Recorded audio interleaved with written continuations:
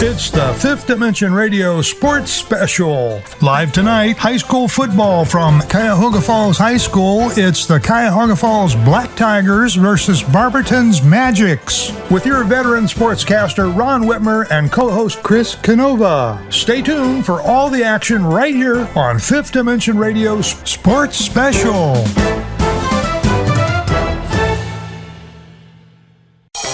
Jobs for Ohio's Graduates, JOG for short, is a workforce readiness nonprofit covering Northeast Ohio, including Ashland, Medina, Stark, Summit, and Trumbull counties, helping youth ages 14 to 24 and adults complete their education, develop soft skills, and start their careers. To make this possible, we need people like you to support the next generation of the workforce and partner with JOG today. Go to jogworks.org,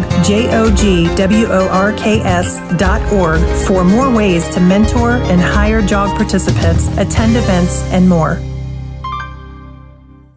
Standing on the field pregame here with Coach Tony Gatto from the Barberton Magics. Coach, last time we saw you week 2, season's just getting started. You weren't really sure what you had. You got a couple more games under your belt.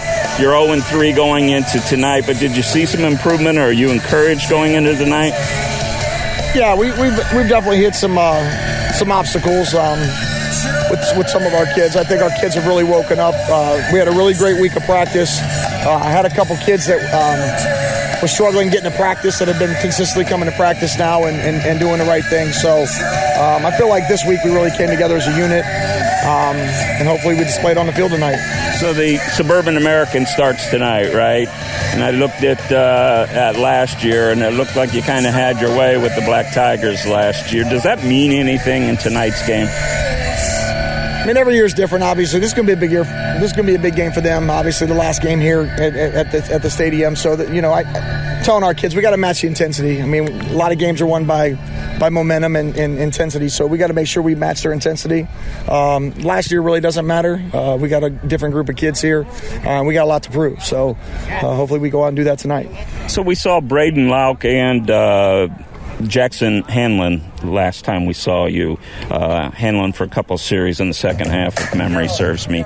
Was that a situation where you're just looking to change it up, or was that to get Lauk some rest? And second part of that question, will we see something similar tonight?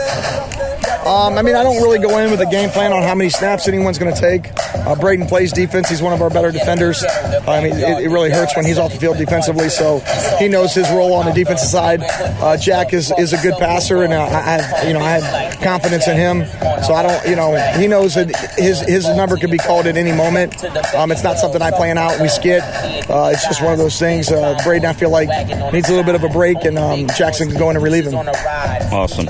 So Chris and I had fun talking last game about your little old school look and power formation in the backfield with the two big fellows up in front of your son, and you had some success doing that. Is that something that's still in the game plan for tonight?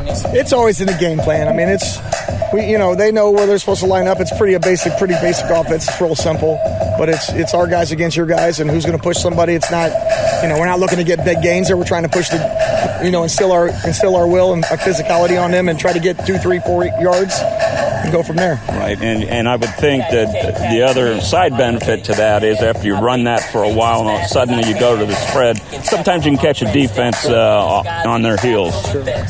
Yeah, I mean, you go up and have a lot of teams have a hard time adjusting how they want to line up to those types of gimmick offenses. It really is a gimmick offense. That's why we run about 2 or 3 plays out of it. That's about it.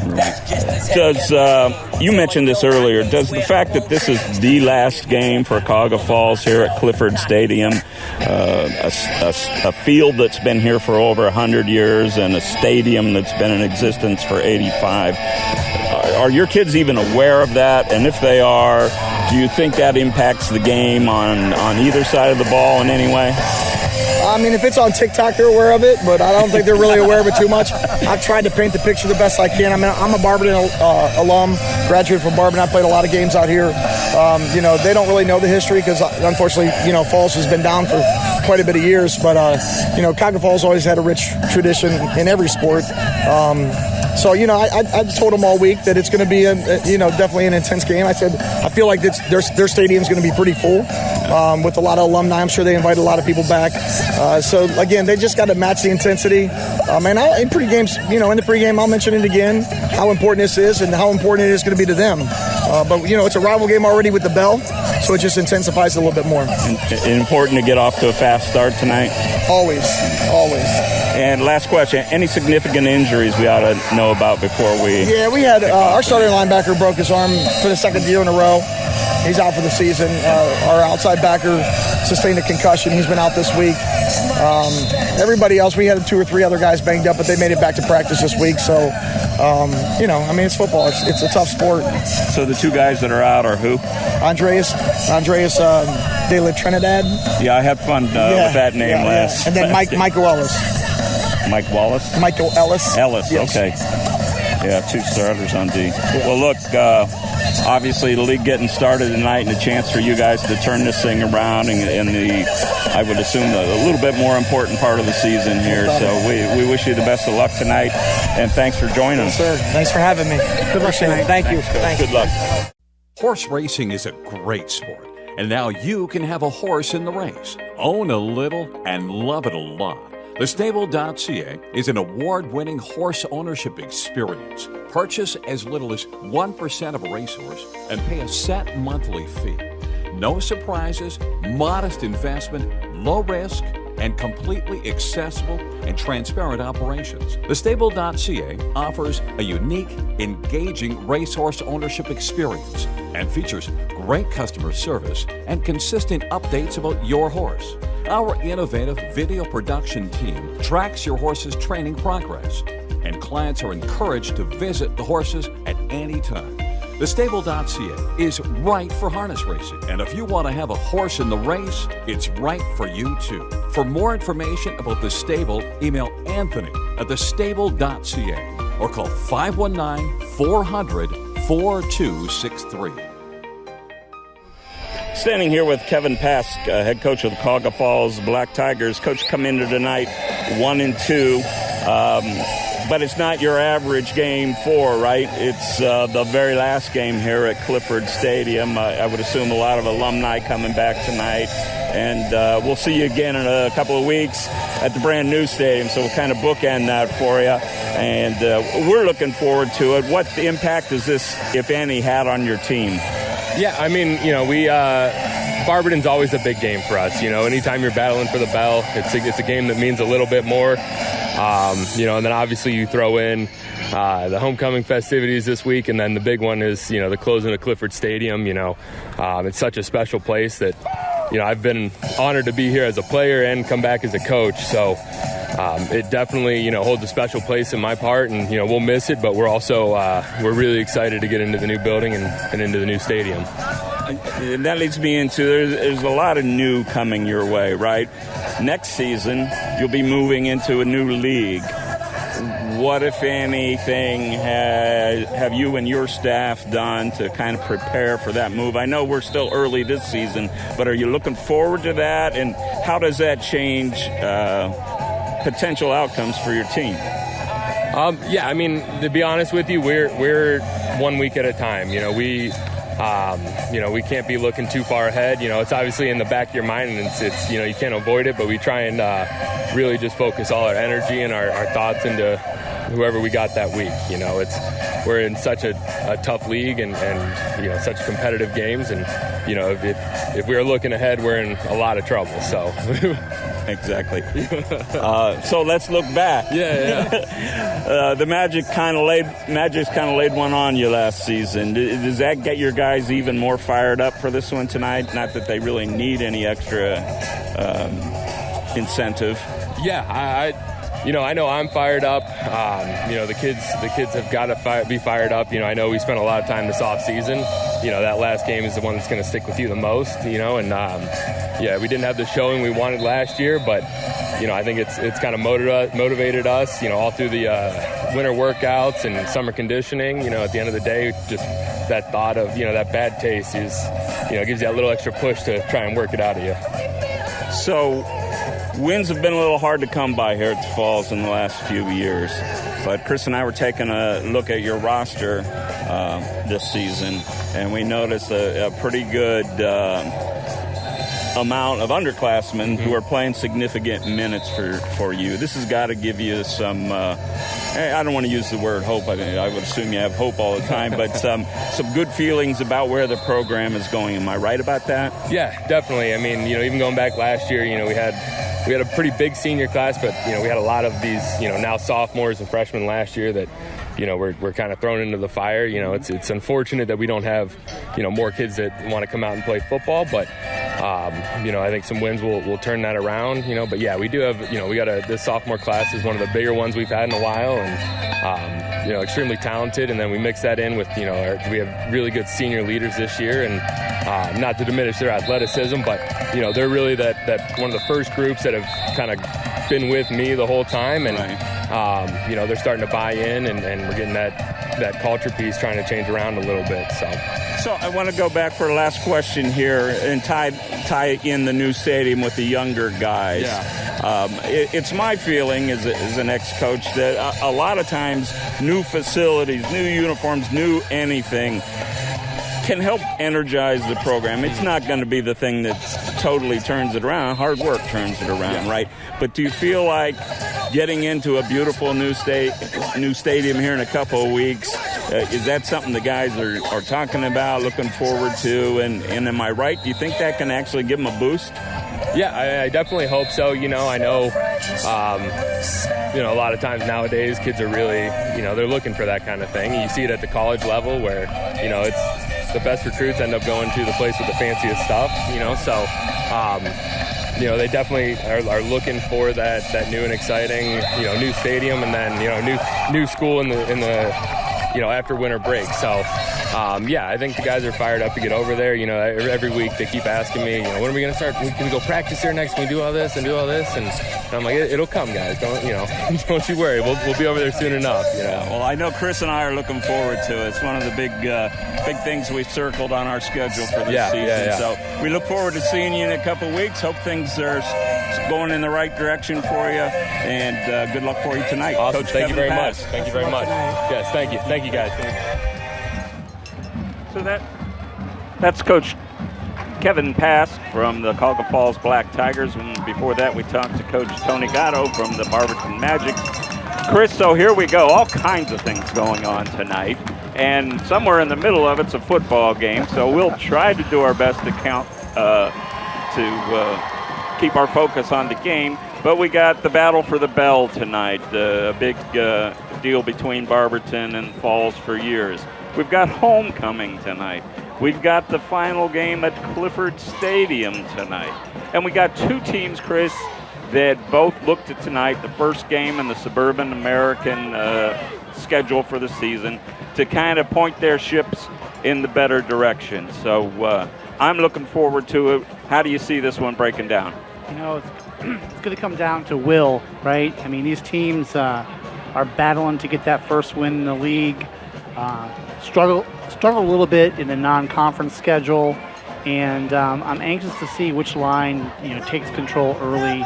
Great environment for high school football. The band lines the field, the big tiger that creates the tunnel. The crowd is a big crowd here tonight to celebrate the closing of the stadium and the history involved with it. And we're just getting ready for kickoff here. Doing the kicking for the Falls Tigers is Elijah Hayes. He'll kick it away from his own 40. Back deep for the Magic are Clee Thompson and number 3, who is Trent DeWitt. Beautiful night again for football. A tad warm, but as the sun sets, we're starting to feel a little more comfortable up here in the press box at Clifford Stadium. I'll have all kinds of information, all kinds of things to talk about at halftime. Delaying just a second or two here more to get the band off the field. And we are right on top of the field, by the way, right? I mean, we are, 20 feet away from the field. Yeah. You got to love this. That's our closest view all year, but we do have a few obstacles. We'll try to work our way around. So the kick is away towards the near sideline. It's going to roll right to the goal line, and Barberton's DeWitt picks it up, and apparently it was I don't know about touching that. the goal line. Yeah, Chris, you had a little better angle. That's the dead corner for us. That looked like it was. But it was. Wow. Oh, the official was standing right there, right? Yeah, and like I'm surmising here, maybe the nose of the football touched the goal line. But maybe it did. It stopped. You couldn't be any closer. Right, and DeWitt's probably breathing a sigh of relief. Wow. I've never seen anything like that. And he stared at it, and that's a free ball. So it works out okay for the Magics. They'll be 1st and 10 from their own 20, just underway here. The battle for the bell at Cuyahoga Falls Clifford Stadium. It'll be Braden Lauk at quarterback for the Magics. Angelo Gatto behind him, the hand to Gatto. Gatto running to the near side across the 20 to the 24, maybe the 25-yard line. Pick up a 5. It'll be 2nd and 5. Tackle for Cuyahoga Falls is 54, Vincent Lambus. Simple I formation lead play there, right off tackle. And then Gatto just, with his speed, just pop it outside. I think Barberton's going to try to use their speed against these Falls Tigers. And there was that power formation, Chris, that we were talking to the coach about in the pregame. Actually, a little bit different look. He's got one big man right behind Lauk. Lauk's under center this time. Takes the snap. Hands again to Gatto, sweeping the far side, near the 30 and out of bounds. They're going to mark him back at the 28, 29-yard line. So that's going to bring up a 3rd and short for the Magic. Looked like he might have had the first down, but apparently stepped out of bounds before he got to the marker. That wasn't a great spot. Going to call it 3rd and 2. Looks like they're trying to run a stretch both times, frankly. First time to the right, second time to the left. Again, trying to use their speed. Big play, right, early in the game. About what, yard and a half? Lauk again under center. He'll hand to Gatto up the middle. It looks like he's got enough for the first down. He does. They're going to spot him at about the 32-yard line. So Gatto 3 early carries for 12 yards. And the Magics with the first down of the game.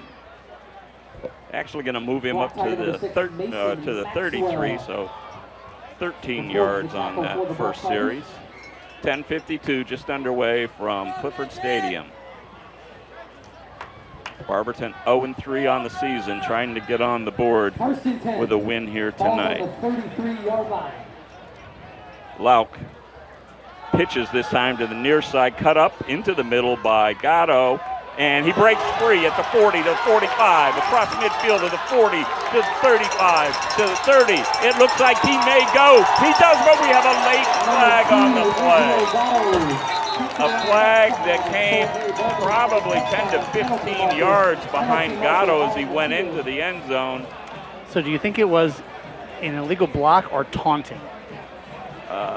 Interesting question, Chris, because I think the flag flew. The block looked great. Yeah. I think the flag flew before he crossed the end zone, but he was kind of, he knew he was going into the end zone and made sure the Falls knew it. And we have our first referee huddle of the night, and we are coming backwards. Here we go.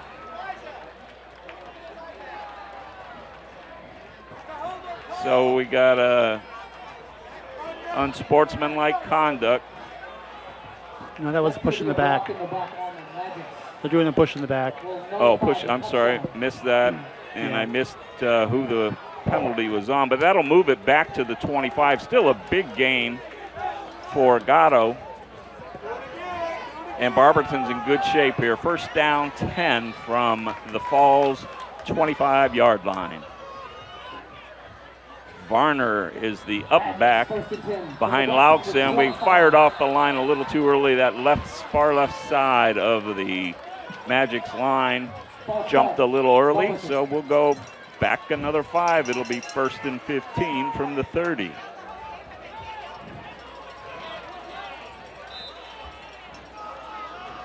So it looked like we had our first score, Chris, and all of a sudden Right. we're going backwards. We're going back the other way. A little bit sloppy. It was a great run. We didn't talk about the run. The run was great. He popped it outside, reverse fields, started right, went left, outran everybody, and that block didn't look bad, Ron. The official saw something, called it back. Joseph Porter's the other up back. Lauk drops this time to pass the lefty downfield. He had a man well covered actually that time. Great defense by number 17, the DB, Zachary Coleman for the Falls. That'll bring up 2nd and 15. Clee Thompson, the intended receiver.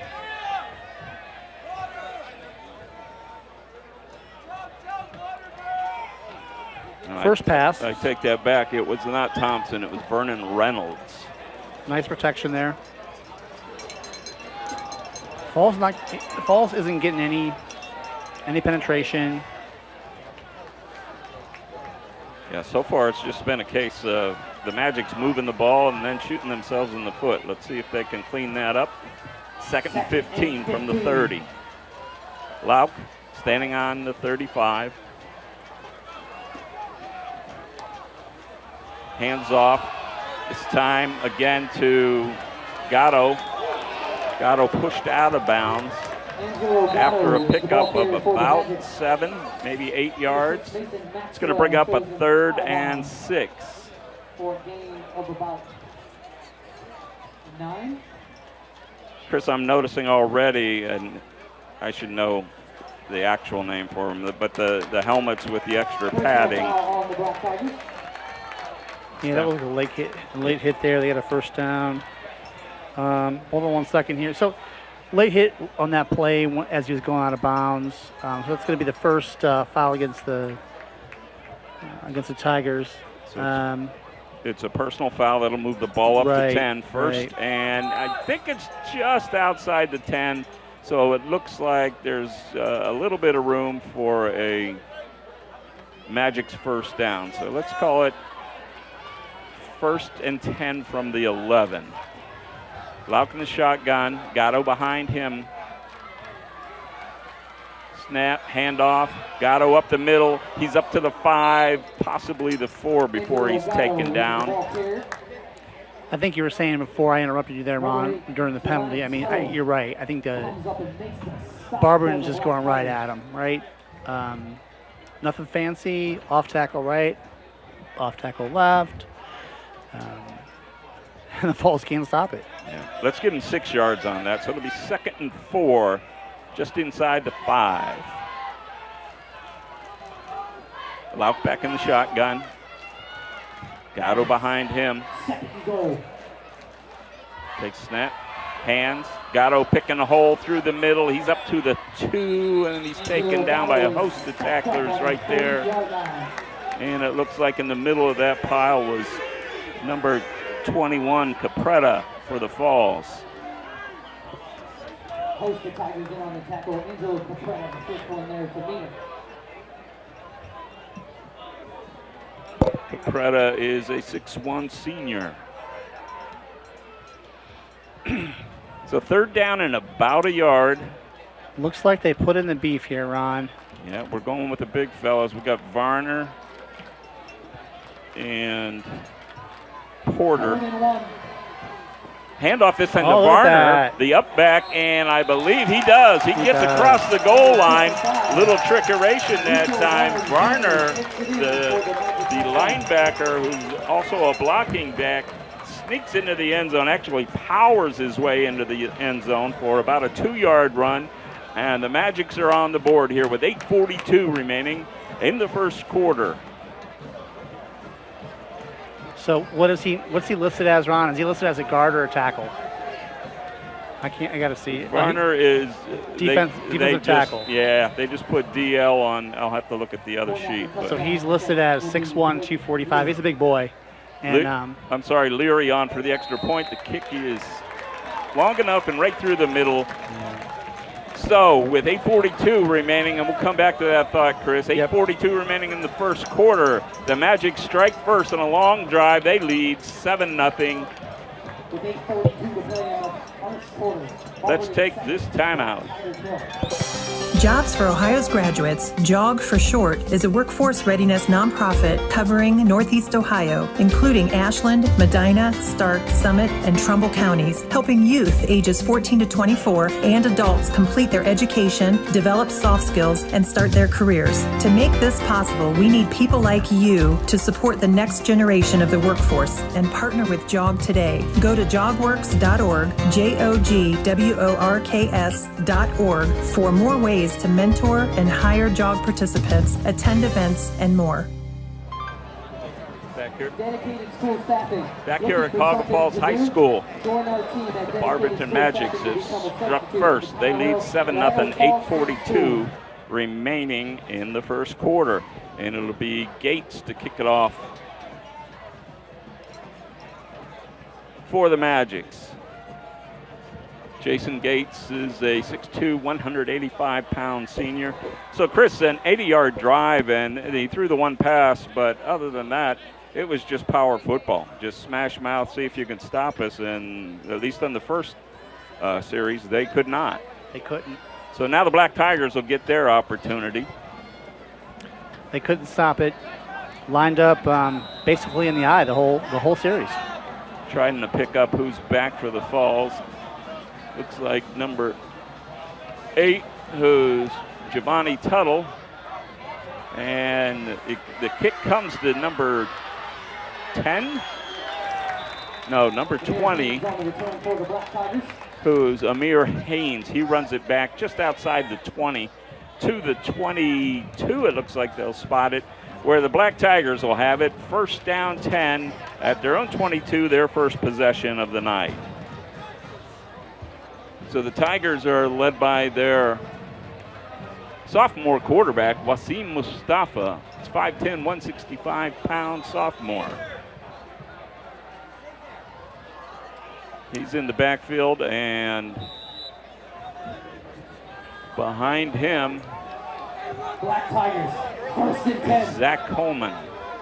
Under center, hands to Coleman. Across the line of scrimmage, he's got 10, he's got 15, he's across the 40 and out of bounds on the far side. A great first effort from Zachary. That's a great run there. Way to open up that game. Good response. Just a little off tackle play to the right. So Coleman gets the pickup out to the 40. Should have burst of speed there, didn't he, Ron? He sure did. Pickup of 18, 1st and 10 for the Falls. Ball on their own 40. 1st and 10 from their own 40. Mustafa rolls to the right and throws it away. He had nobody open on the right side, so he threw it into the bench on the far side. It'll bring up 2nd and 10. So it's very early, Chris, but it looks like Mustafa is more than willing to get outside the pocket and appears to have some speed. So we'll keep an eye on that, see if that becomes a factor. Barberton pretty big up front. See if their line can handle the Falls line. They look much bigger than Cuyahoga Falls. Yeah, absolutely.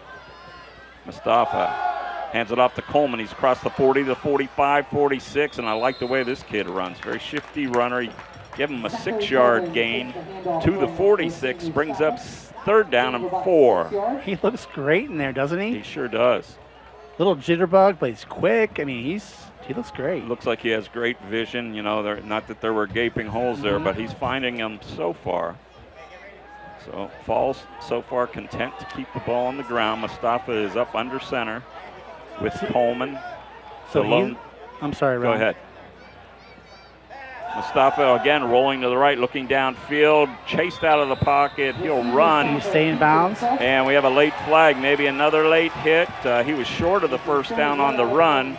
The fans on the far side, which is the Falls side, are pretty excited. So I'm going to say it was a hit out of bounds. We'll check with the officials here. Chris, you had a thought? Well, the tailback, who we're raving about, is a sophomore, and so is the quarterback.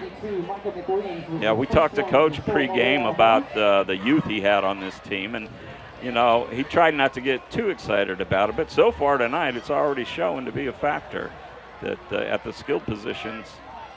And here's the call, a personal foul on Barberton. They're going to march off 15, and this drive is beginning to look a lot like the Barberton drive to open the game. Falls running the ball effectively. Personal foul moves them closer. They're now inside the 35-yard line. Yeah, so far a great drive, and Mustafa takes the snap, hands off, and this time they're right there. Coleman taken down at the line of scrimmage by number 32 for the Magics. That's Micah McWilliams. He's a junior, 5'9", 215, and showed some quickness that time.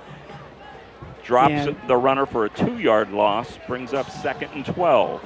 Nice job by the defensive end there, just holding his ground.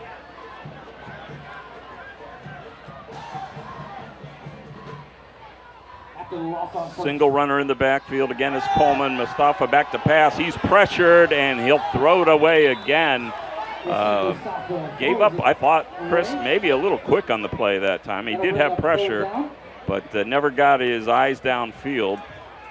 Yeah, I don't know how that's not grounding, but that's what the Magic's coaching staff is asking for, and there's the flag, a late flag. Yeah, that is grounding. So, yeah, he wasn't in imminent danger. He's being chased, but I think he gave up on it a little too early. Now it's going to cost him big. So intentional grounding is the call against Mustafa. That's going to end up being a really big penalty, and probably, Yeah, the flag's down at the 50. Going to be a tough time overcoming that. It's going to end up being a 20-yard penalty, 18-yard penalty. They're going to spot it back at the Falls 45. They need to get to the Magic's 25 for a first down. 3rd down, Mustafa with a screen underneath. Gets it to Coleman across midfield, across the 45, flag down.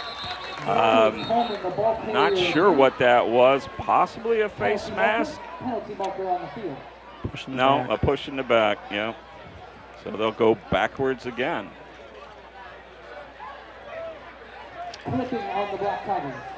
This will be spot of the foul, am I right, Chris? Spot of the foul, yep. So they're going to be just a little yard or two behind where that play originated. Push it back to the 42. So they're going to end up losing 3 yards on that play over and down over again. 3rd and 31 now. How many plays you got for that? I'm running out of. How much time is left in the first quarter? We're running out of the. 6:44 and rolling here in the first quarter. Barberton leads 7-0. Mustafa drops back, looking way downfield. He launches one. He's got a man down there who shoves off. I think this one, Chris, is going to be offensive interference. Yeah, it's going to be on Cuyahoga Falls there. Yeah, he pushed off. Mason Maxwell, the tight end, was well covered. Looked like Gatto and Terry and Bailey were on the coverage, and Maxwell shoved off to have a chance to catch the ball. Well, regardless, it wouldn't have been a first down. Yeah, kind of hard to believe as far as he threw the ball, but it would not have been. So that brings up 4th down, and now they're going to call it 33. Then he declined it. So Barberton declined it. So 4th down. Falls will punt it away. Their punter is number 22, Elijah Hayes. He handles the punting and the kickoff duties, and I presume the field goal duties as well, should that come into play. I got to tell you, that was a very interesting drive. We saw all kinds of stuff there. A lot of yardage in both directions, but it ends up in a punt. Punt comes down to number 8 for Barberton. He's across the 35, shoved out of bounds, and another flag. That was Vernon Reynolds getting the run back that time for Barberton. We haven't seen Mark Tavanello, and Coach didn't list him as one of the guys that wouldn't be playing tonight, but I haven't seen him on the returns yet. So flag on the play, probably a block in the back. They're going to march off 10 yards from the 30 back to the 20. And Barberton will start their second drive. So Barberton has 25, 35. They have 40 yards in penalties, and we are halfway through the first quarter. And they're leading. And they're winning, yeah. Well, needless to say, things need to be cleaned up in terms of on-the-field discipline for both teams. Yeah. Both drives were affected. The difference was Barberton was able to overcome the penalties on their first drive. So, as luck would have it, they're going to start this second drive right where they did the first drive, at their own 20-yard line. 6:19 remaining, first quarter. A little bit different formation, going to a spread here. Right, Lauk in the shotgun. Gatto behind him. He takes a snap. Another handoff to Gatto. He sneaks through a hole in the middle of the line and has a nice first down gain of about 8 yards. They're going to spot him down near the 28-yard line. 6:07 remaining. Barberton leads 7-0. So Gatto had the one big run that was affected by the penalty. Right. He had the original touchdown, and then they were able to overcome that, drive in, and Rico Varner pushed it in from 2 yards out. Lauk on second down will toss this time to the near sideline. That ball is caught for the first down by Noah Wright. Noah Wright with his first catch of the night. And the Magics have a first down, ball spotted on their own 32. Ron Whitmer, Chris Canova. Here on Fifth Dimension Radio tonight from Cuyahoga Falls, we're anticipating a really long but interesting halftime, and we'll have several special guests in the booth, and we're excited to talk to them as we get towards halftime. Handoff to Gatto. He's across the 30, out across the 35, stays on his feet, and is finally wrestled down by number 21 for the Falls. That's, again, Angelo Capretta. Gatto's a tough runner, and, he cuts it outside. He loves to just pop it outside, right? And then first contact, he seeks it and does a nice job. And he keeps those legs churning, Chris. He does. You better drag him down, or he's going to keep going. It's like he's looking for that first defensive back to hit. Trent DeWitt back in the game for the Magics. He'll be in the H-back position. Lauk in the shotgun. Gatto behind him. Snap. The pass to the near side. Looks like it's caught. They're going to give him the catch. Catches by Trent DeWitt. Ran a little out pattern there. Fell, actually dove to catch the ball, but kept it off the ground for the first down. Spotted at the 46. Barberton on the march again. They lead 7-0.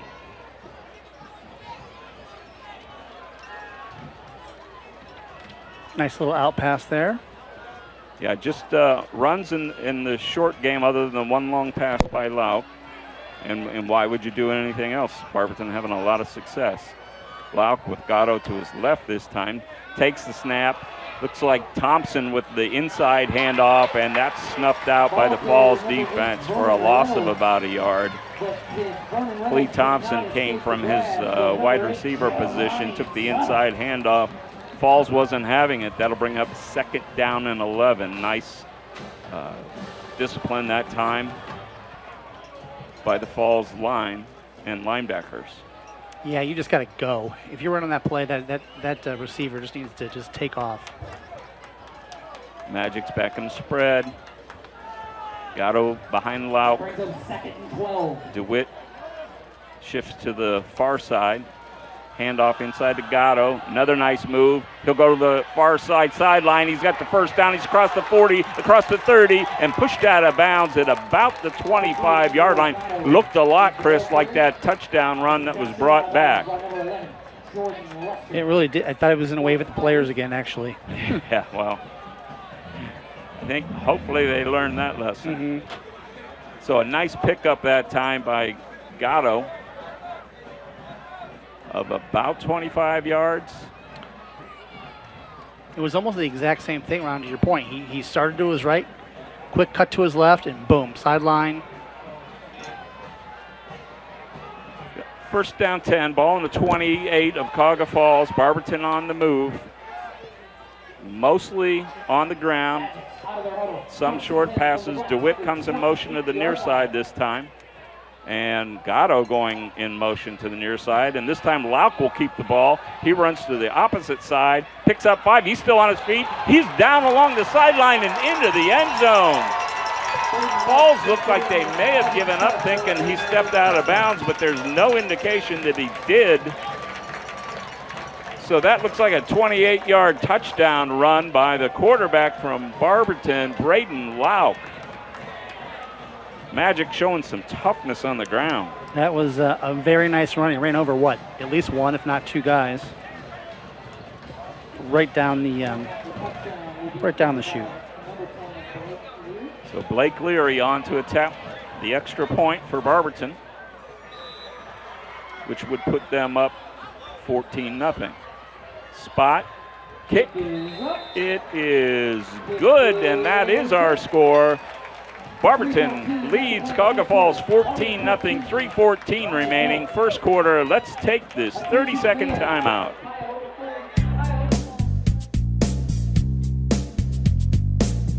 Tired of boring off-the-rack tees? Want to express your unique style or promote your business? How about create an unforgettable memory? Call us at Screen Print Original, 330-414-1635, 330-414-1635. We bring ideas to life. We offer high-quality DTF transfers on a variety of apparel, ensuring vibrant colors and lasting designs, from custom creations to bulk orders, all for you. If you have an idea, give us a call at 330-414-1635, 330-414-1635. You can also drop us a line at screenprintoriginal@gmail.com. We look forward to serving you.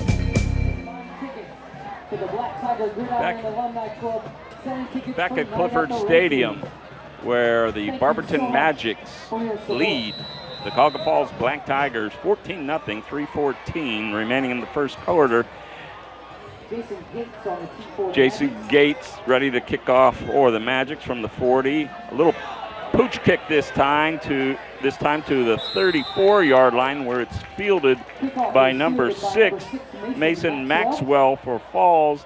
He's brought down immediately by Clee Thompson. So how about 140 yards in rushing in the first quarter so far for the Barberton Magic? Pretty impressive. Yeah, Coach Gatto's got to love that, and Angelo Gatto's got to love that, because a lot of those yards are his. He was getting tired, so the quarterback had to run for a 30-yard touchdown. Absolutely. Great team play. That's right. All that team play. Yeah. So the Black Tigers need to get something going here. They're on the near hash at the 35-yard line. Mustafa's the quarterback under center. Coleman deep behind him. Man in motion, handoff to Coleman. He'll sweep to the right, and he's got all kinds of pursuit, and a great tackle out there by number 7, Terry and Bailey for the Magics. Great pursuit, Chris, by Bailey. Great pursuit. And, you know, the young man has to get upfield. He cannot go side to side all the way across the field. You've got 11 Magics chasing you, and it's just not going to work. Yeah, at some point, if I'm not wrong, a 3 or 4 yard gain is a gain. It's a gain. Rather than the 1 or 2 yard loss. Call it 2nd and 11. Mustafa drops deep this time, throws it in the flat to number 2, is hit hard. Really nice play. 2 is Dominic DeRita, and he was hit hard that time by Cash McKinney for Barberton. Did he throw it to Coleman there? Was that a little dump? I didn't catch that. Was that a tight end? I think it was Coleman. The tailback? I've already forgotten. I think it was a little dump, little screen pass to Coleman. So 3rd down 8 for Cuyahoga Falls. Handoff. Look, actually a fake, and again, the quarterback, Mustafa, just tosses it out of bounds. Didn't really have a receiver there. It's going to bring up 4th and 8. The Tigers with the ball on their own 36. And looks like the punt team coming on. You know, that's just tough. I mean, they spent a whopping, 1 minute on the field there, Ron? Yeah, definitely not what they were hoping for. That's just tough for a defense that's, struggling with battling against just a bigger Barberton team. So Elijah Hayes on to punt for the Falls. Looks like Reynolds is back. Vernon Reynolds. Snap. Punts away. It's a short one. It's going to come down at about the 40, but bounce over the head of Reynolds, where it's down by number 26 for the Falls. That's Constantine Prentice. So we have a minute 43 left, first quarter. Let's take this quick 30-second timeout. Jobs for Ohio's Graduates, JOG for short, is a workforce readiness nonprofit covering Northeast Ohio, including Ashland, Medina, Stark, Summit, and Trumbull counties, helping youth ages 14 to 24 and adults complete their education, develop soft skills, and start their careers. To make this possible, we need people like you to support the next generation of the workforce and partner with JOG today. Go to jogworks.org, JOGWORKS.org, for more ways to mentor and hire JOG participants, attend events, and more. Lauk is the Barberton quarterback. Alongside him, Angelo Gatto. In motion is Thompson. Hand to Gatto. He's got another hole. He's across midfield. He's dragged down inside the 45-yard line of Cuyahoga Falls. And the tackle for the Falls looked like Dorita, I'm sorry. So they're going to spot it at the 42. Falls again, and specifically Angelo Gatto having their way with the Black Tigers on the line. Some deft running up the middle by Gatto. To the near side for the Falls. Noah Wright. Snap. Fake this time, and they throw it and knocked down by... My goodness gracious. It was either by the linebacker for the Falls, 35, who is Dominic Hanna, or it may have been 53, Yuli Scribner. One of those two got their hand on it. Looked like he had his man open, but a nice defensive job getting their hands up, batting down the pass. It brings up 2nd and 10. Thank goodness, right? The guy was running down the seam wide open, nobody covering him. Reynolds to the far side, wide to the near side. It's Noah Wright, empty, not an empty backfield. Gatto behind Lauk. He'll hand it to Gatto this time. He'll run to the near side across the 40, running hard to the 44, and we have a late flag. Would lead you to believe a hold, but we'll see what the call is. And for once, Chris, if I take my headphones off, I could probably hear what the call is. Absolutely. It is a hold, and that's going to set the Magics back 10. Holding on the Magic. So just when I thought maybe the Magics had their penalty issues solved, there's one that takes away a nice run and sets them back 10. At this point, Cuyahoga Falls needs any help they can get, and they just need somebody to step up, make a play here, keep this 3rd and long, make them pass the ball. They don't want them to run the ball, that's for sure. Exactly. Lauk takes a snap. He's dropping a screen pass to Gatto at the midfield line. Goodbye. Across the 40, inside the 30, to the 25, where he's brought down after a big gain. The 30-yard screen. 25, 27 yards. And again, it looked like it might have been Dorita on the tackle. But a big gain again for Gatto, and we don't normally talk about player of the game in the first quarter, but It's his to lose at this point, right? He is. Well, it would be our first non-quarterback, so I'm kind of excited about that. Yeah, I probably jinxed us on that, but looks like we have a timeout on the field, and I'm not sure by who. Is somebody hurt? Somebody down? I don't see that. So, folks, you can't.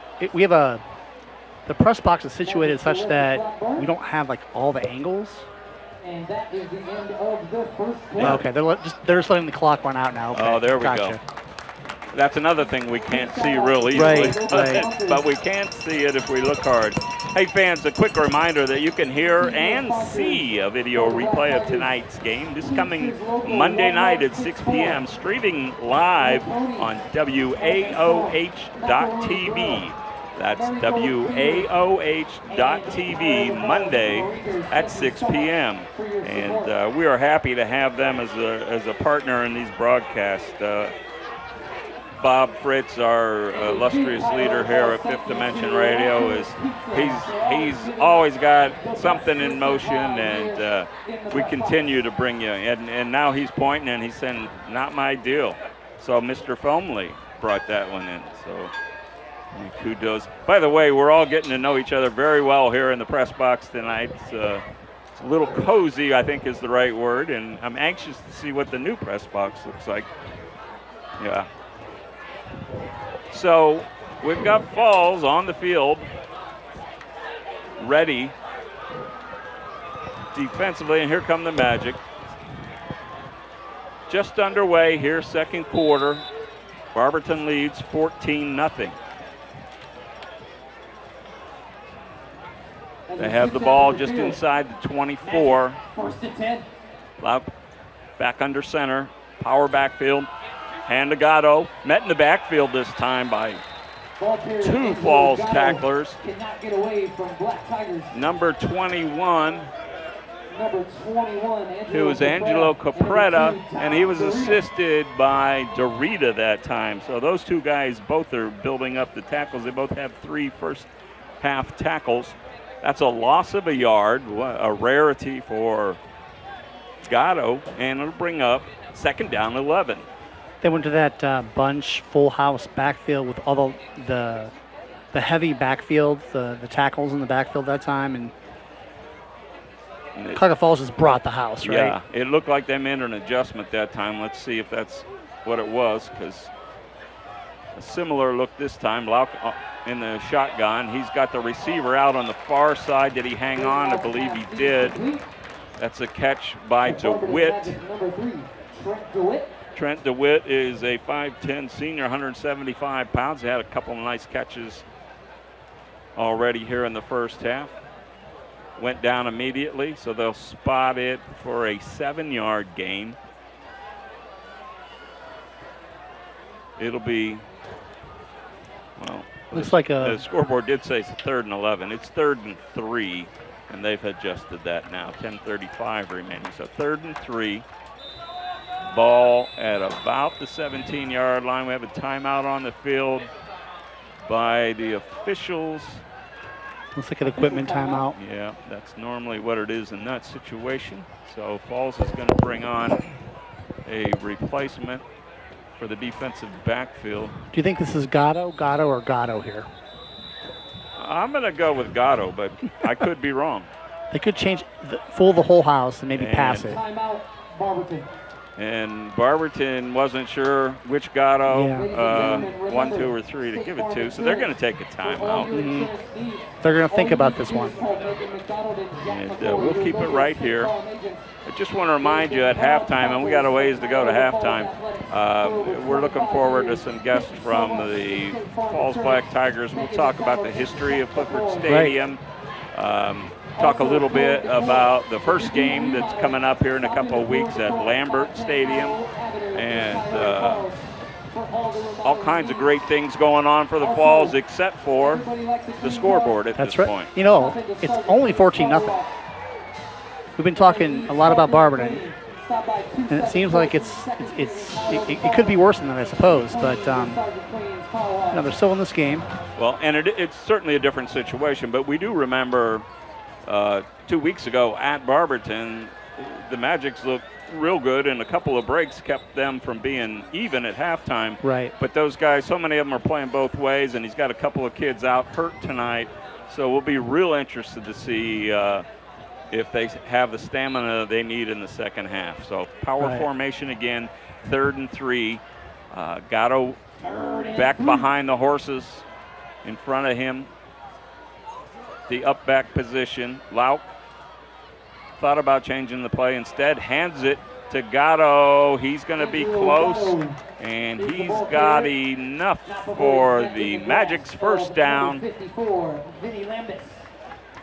You know, Ron, I'm wondering if the angle that we're at made that first down, the length they had to go to the first down, look longer than it is. Yeah, it's funny, Chris. I was just thinking the same thing. We're so much closer to the field than we're used to, and therefore when the ball gets to the far end, and we're not at the 50, we're at the 40, so our angles are a little different, and I think you're exactly right about that. At any rate, it was enough for the first down. The ball is now spotted on the 15, 1st and 10 for the Magics. They lead 14-0, 9:56 and rolling here in the second quarter. Lauk takes the snap. He's going to run it himself. He's across the 10, the 5. He's near the goal line and in. Braden Lauk with his second touchdown carry of the night, a 15-yarder, and unfortunately, one drawback to that is a teammate down on the field. We'll try to pick up who that is. Lauk is attending to him, and it was either one of the upbacks or an offensive lineman. He's still on the field. But that touchdown makes it Barberton 20, Cuyahoga Falls nothing. 9:47 remaining here in the first half. Let's take this 30-second timeout and hear from our friends at Edward Jones. If your saving for retirement approach involves the phrase, "I'll get around to it someday," Edward Jones can help. When it comes to meeting your goals, time can be on your side, and there's no better time than now to get started toward your retirement goals. Or if you're in retirement and want a second opinion, let's talk. Edward Jones financial advisor Vince Rosnack can help. Stop by or call Vince today at 234-571-9913 to set an appointment. Or stop by the office at 529 Canton Road in Ellett, across from Eastgate Plaza. So the injured player was Rico Varner, but he got up on his own and jogged off the field. Looks like he's going to be okay. So we'll have Blake Leary on for the attempted extra point for the Magic. Spot is down, the kick is up. A lot of leg and snuck inside the near side upright. And the Magic's lead 21-0, 9:47 remaining the first half. A big Cuyahoga Falls crowd, Chris, and we're not here every week, so I don't know for certain. But I got to believe this is one of their biggest crowds in recent times. Not only a full stands across from us, but if you look down in the end zone at the high school end of the field, there are a lot of standing people down there too. The Magics actually have followed their team pretty well tonight. So, we've got a little room. If you're sitting at home listening to the game and thinking it's a nice night out, it is. It's cooled down nicely. Come on out to Clifford Stadium and watch a little bit of history tonight as we put this stadium to bed in preparation for getting the new stadium opened up here in a couple of weeks. And we'll talk a little bit more about that at halftime. 9:47 remaining first half. You know, these kinds of stadiums are hard to find anymore, right? There's Green Street Stadium. There's just not very many of them anymore. You're right on top of the field. There's no track. So the stands are, I think at one point there probably was a track, but there's no track anymore. You're right on top of the field. Stands are packed. The fans are circling the fence of the field. What a great environment. Both bands are here. Yep, absolutely. It looks like back to receive the kick for Falls is number 20, Amir Haynes. The ball goes to Haynes. He's across the 25, knocked down at about the 27-yard line. And that's where the Black Tigers will try to get back in the game here. They've been able to move the ball, Chris. That hasn't been a huge issue. But every time they seem to be ready to score, there's a penalty that rears its ugly head, and they start going backwards. You know, it's almost like at times they're trying to be too fancy. They have some of the tools that clearly, I mean, the tailback is quick. Looks to be a good running back. I think the quarterback has some tools as well. A little bit, I don't think he feels comfortable throwing the ball quite yet. But the tailback has some tools. Just north and south, north and south, north and south.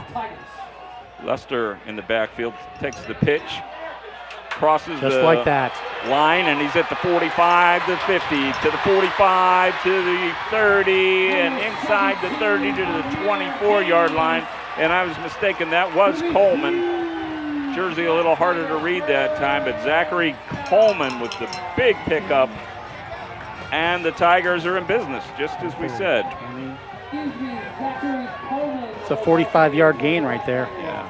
He showed that speed we saw really early in the game. He caught it, one step left, and boom, north and south. So let's see if the Black Tigers can push one across here. Early, second quarter. Mustafa with Coleman behind him in the backfield, under center. This time a quick pass out to the far side, taken by, again, number 20, Amir Haynes. I like that, quick, north and south. Yep, and he got it to a guy who, hey, it's a 4-yard pickup, but you'll take that on first down. Second down, 6. The quarterback doesn't have to think. He doesn't have to run. Get the ball in his hands, get it out of his hands. Actually, they're going to spot him back about a yard, so we'll call it second down, 7. Coleman behind Mustafa. Haynes coming to the near side this time. Trips right. In the slot is Tuttle. Mustafa hands off up the middle to Coleman, and he's met right away by that Barberton line, and that time led by Trent DeWitt for the Magics.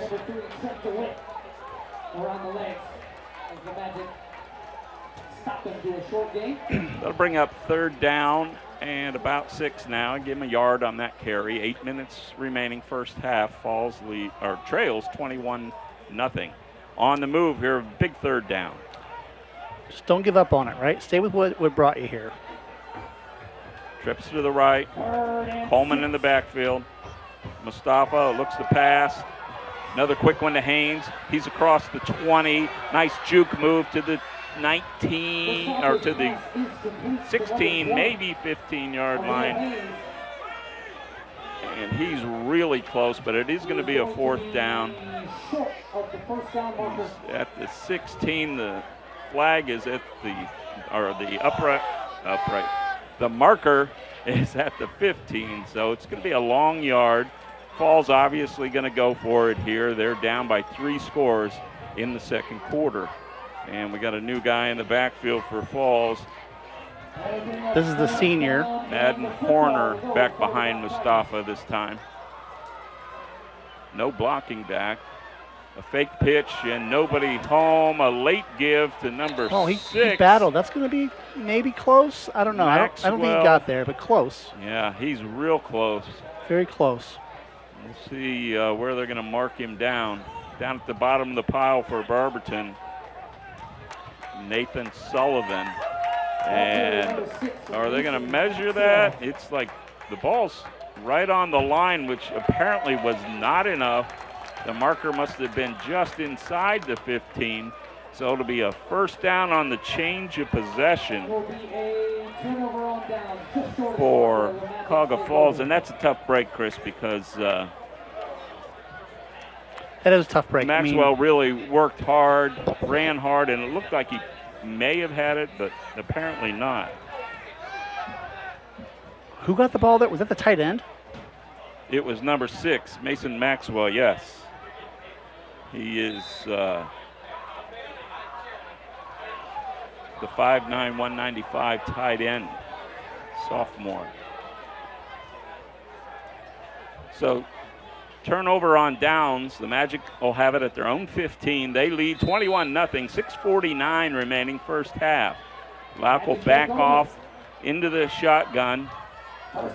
Gatto behind him. Hand to Gatto, this time running to the far side, trying to turn it in. He got yanked down, and apparently a clean tackle. Looked like it could have been a horse collar type. Taken down for a loss that time of a yard. Nice play there. I didn't pick that up. May have been 72 for the Falls, and if it was, that's Cyrus Fortman. Back to that last series for the Falls. That was a great series for them. They didn't score. They didn't get any points. That being said, take the momentum, put it into the series here, right? Got a loss on the first down here. That's great. Yeah, excellent point. They flipped the field and had a big first down play. Let's see what happens on second. Lauk rolling right. He's got a man wide open. It's Clee Thompson. He's caught the ball and then dropped it at the 50. Will they give him the catch? No. Incomplete. Boy, he had pulled it in, and just as he did, I think it went off his pad. He dropped it. It went out of bounds. A chance for a really big play, and instead it brings up a 3rd and 11. So Black Tigers holding their breath on that one. Coverage for the Falls was Tristan Green on the play. See, the luck's even turning, Ron. Yeah, absolutely. They want to ring that bell. They do want to ring the bell. Yeah. And we'll take any luck we can get right now, or they'll take any luck they can get right now. And I think they're probably going to do something with Gatto here. Maybe it's the screen again. You think? Or 3rd down 11, and Coach Tony Gatto was thinking, I'm not sure what I want to do here. He's going to take a timeout. That's his second of the half, and they'll talk about it. With that, we'll take this opportunity to hear from our friends at Jobs for Ohio's Graduates. Jobs for Ohio's Graduates, JOG for short, is a workforce readiness nonprofit covering Northeast Ohio, including Ashland, Medina, Stark, Summit, and Trumbull counties, helping youth ages 14 to 24 and adults complete their education, develop soft skills, and start their careers. To make this possible, we need people like you to support the next generation of the workforce and partner with JOG today. Go to jogworks.org, JOGWORKS.org for more ways to mentor and hire JOG participants, attend events, and more. So, Chris, you always, if you're a coach, you always worry a little bit when the coach takes a timeout to talk about the play. If he's had that extra amount of time to put in something you're not ready for, some kind of look where that hasn't maybe shown up on game tape yet to this point in the season. I mean, you do. I think you got to stay to your reads. That's the most important thing. Don't be reading a fake. Stay in your zone if you're a D-back. You got 3rd and 11. Keep the ball in front of you. Lauk will roll to the near side. He's looking downfield. He's got pressure in the backfield. He's going to go down at the 8-yard line. Tackle that time by the Falls number 33. That's Thalen Brooks with the big tackle for the Falls. Just what they needed here as we edge towards halftime. Thalen Brooks with the stop for the Black Tigers. Why did they stop the clock here? I don't understand. Did somebody call a timeout? I don't know. They restarted it. Okay. So they're going to move it up a yard, but that puts the ball on the 9. 4th down, about 17. I'm happy for Cuyahoga Falls here. And I don't think we've talked about this specifically. We've referenced it. But of these 22 starters, 14 are underclassmen. 9 of those 14 are freshmen and sophomores. And little things like this make a difference. Gates to punt from his own end zone, gets it away, a nice kick, hits at the 45, fielded there, back across the 50 to the 42-yard line is Tuttle for the Falls. So a nice little run back puts the Falls right back in Barberton territory, and plenty of time to score here in the first half. It's 21-0 Barberton. The Falls would love to get on the board here before halftime. Coach Pask is going to like the effort here in the last, 5 minutes of this half? Yes, and without question, when it went to 21-0, Chris, I was certainly looking to see if I would see any quit in the Falls team, and not at all. Not at all. They're out there competing and got a chance to get a score here before half. Mustafa at quarterback, Jordan Luster to the near side. Handoff up the middle to Coleman. He'll bust it outside, and he's got room across the 40 to the 30 to the 26-yard line. A big gain, but a flag in the offensive backfield. And looks like a block in the back is going to be called. So we've seen that we've seen this movie. Actually, a legal formation is the call. So instead of moving back 10, they're going to move it back 5, but still going the wrong direction. Going the wrong direction after a big play. Again, that the tailback, nice little run there. All for naught, but. I like what I'm seeing out of Coleman. He's got the quicks. He reads the holes. He can absorb some punishment and keep going. 1st and 15, ball just inside the 50-yard line. Mustafa under center. He's dropping, looking downfield. He's got a man open, but he underthrows him. But there's a flag on the play, and that was number 8, Giovanni Tuttle, who came back for the ball wisely, picking up the interference call against Barberton. So we'll have a 10-yard mark off. Still going to be outside the 35-yard line, I think, when we're all said and done. I think that should be last play was a 5-yard penalty, right? So that should be a first down. 15 and 50. Yeah, we should be good. They should be good. I don't know where they marked the ball last play. Yeah, it's funny you say that because it looked like it was 16 or 17 It did, yards. didn't it? It looked odd. With a 5-yard penalty. But I'm going to say that they are correcting that error by moving the chains. Right. So the Falls will get the first down.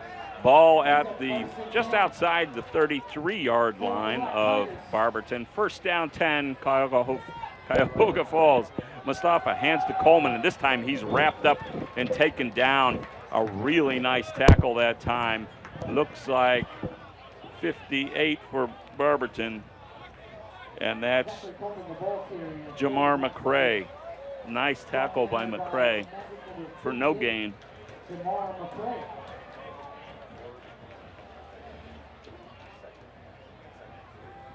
Second down, they're actually going to give him a yard loss. Second down on 11, 4:14 remaining, first half. Mustafa under center. That's offsides, you got to call it. Coleman gets the handoff. Got a little seam there, but it closed quickly by Barberton linebackers, and the tackle is going to be number 32, Micah McWilliams. Nice job of filling that hole. 1 yard gain back to the original line of scrimmage. All right, third down here. I don't know, maybe a screen. Yeah, so the seniors back in for them this time. Falls needs a big play here, a big play without a penalty specifically. Mustafa will give it to Coleman, and there's nowhere for Coleman to go. And I take it back. First of all, the tackle was by number 2, Gatto for Barberton. But that was Madden Horner with the carry and a 1 yard loss back to the 35-yard line. Fourth down, 11 to go, 3:03 first half. And Coach Pask is going to leave the offense on the field. And you like this call, right, Chris? I do. I mean, what do you have to lose? Exactly right. I think, number one, I think is in there for blocking back here. He has to be. Mustafa sprints out to the left, looking downfield, throws underneath, but just misses his intended receiver, who was Maxwell, Mason Maxwell, the 5'9 sophomore. Couldn't come up with it, so that will turn it over on downs. It'll be 1st and 10 Barberton at the 35-yard line. And I want to talk a minute here about another opportunity for you to see this game after the fact.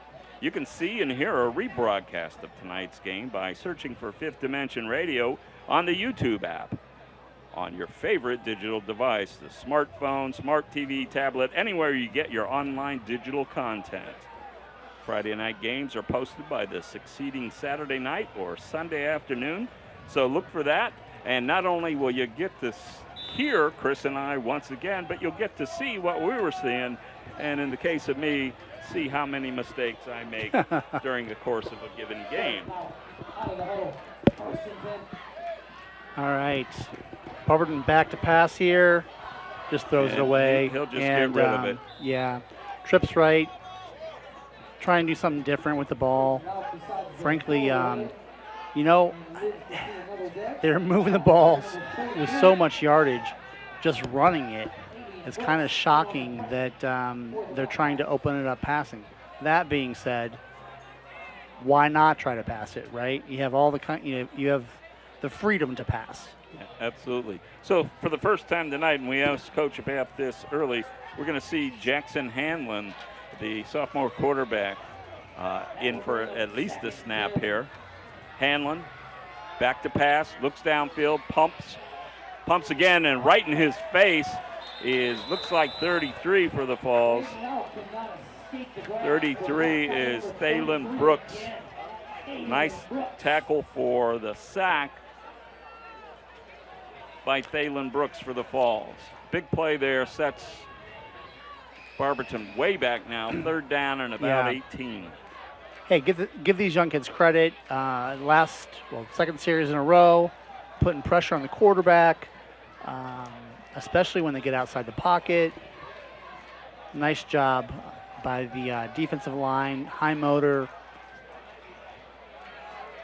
Clock running, 1:43, first half. Hand to Gatto. And then here's Gatto. He's got some room to the far side, but a flag down. Gatto back near the original line of scrimmage at the 35.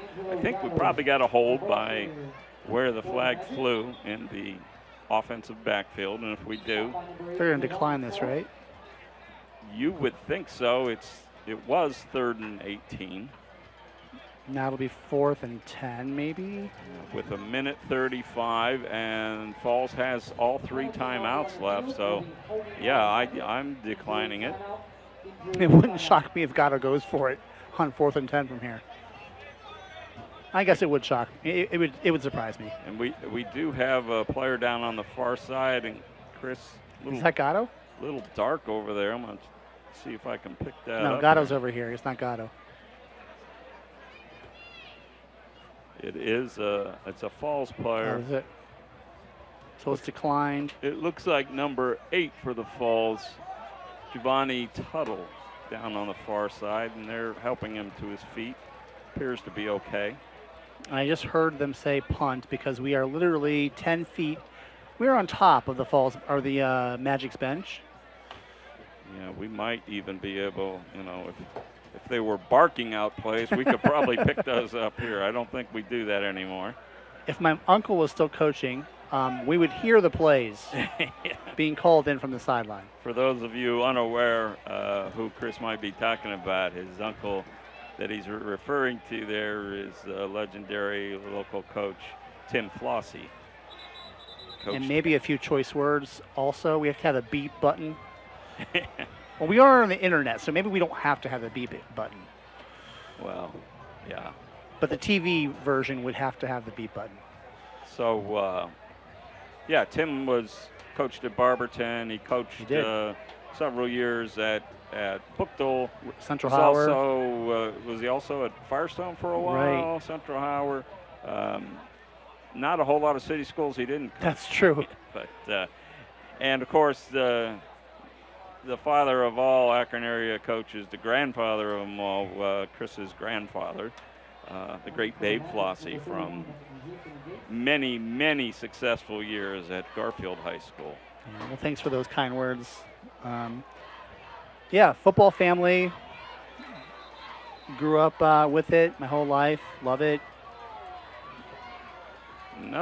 One of our favorite things, Chris. Haven't seen that many tonight, but another referee conference. This time just two. They're talking about the play clock, it looks like. Yes. You're actually going to be interviewing one of our family's dear friends, Donnie Ross, DR, at halftime. Yeah, if he can make it up here, I hope. Yeah. We're going to have an extended halftime. Gates back to punt for Barberton. They have a big ceremony here, this being the last night at Clifford Stadium. So a normal 20-minute halftime is going to extend to about 30 minutes tonight. But we invite you to please stay with us because we have some guests who you'll be excited to hear from, and maybe even a surprise guest or two. Yeah. I mean, listen, I have to mention this because I've been wanting to mention it for 20 minutes, half hour now when I was talking about the stadium. I mentioned the stadium. The stands are packed. It's, people lined up around the fence. The bands are ready to charge the field. And it's one of these old stadiums that have houses right up against the stadium, right? I love that. And, Ron, you can't see it because you're blocked. And nobody can imagine how we're kind of like stuffed in here tonight. But right over here to the right in this house, you have a bonfire going. Yeah. So you have a party in the backyard of a house, tailgating in a sense, during the game. I mean, come on. You know what, Chris? And it reminds me of where I went to high school, Mogador. Mm-hmm. Up on the home side hill there, same thing. You'll see the bonfire, people sitting on the other side of the fence enjoying the game, probably having an ice cold soda or something of that nature. Diet Coke. And I'm sure that's what's happening over here tonight. Mm-hmm. But, yeah, a great atmosphere, and I'm sure it'll be even a better atmosphere when they move to the new stadium. So 4th down, Gates on to punt for the Magic. Line of scrimmage is the 35, punting towards the far sideline, takes a Magic's roll, stays inbounds, and finally goes heck of a punt. out. Yeah, it's a heck of a punt. About the 24-yard line. So, yeah, Gates has had a nice night for the Magics. 25, 35, was that a 45-yard punt? 50? I don't know. He kicked it from the was that from the 20? You know, I've got to do a better job of remembering where we started there. The ball wasn't placed on the 20, but I think the ball was placed about the 32 or something like that. Yeah, I want to say just over the 30, so that sounds right. So we're looking at a 45-ish yard punt. So Falls still has 1:06 remaining here in the first half, and another chance to get on the board. Mustafa with Horner behind him in the backfield. Receiver in motion, pitch to Horner. He gets across the 25 out to about the 27-yard line. It's like a pickup of about 4 on the play. It'll bring up 2nd down and a long 6. They're moving quickly as the clock is running under a minute. Mustafa looking to pass, dumps it outside to Maxwell, and he's taken down immediately. It was not Maxwell. That was Giovanni Tuttle again. He stopped for no gain. Clock continues to run.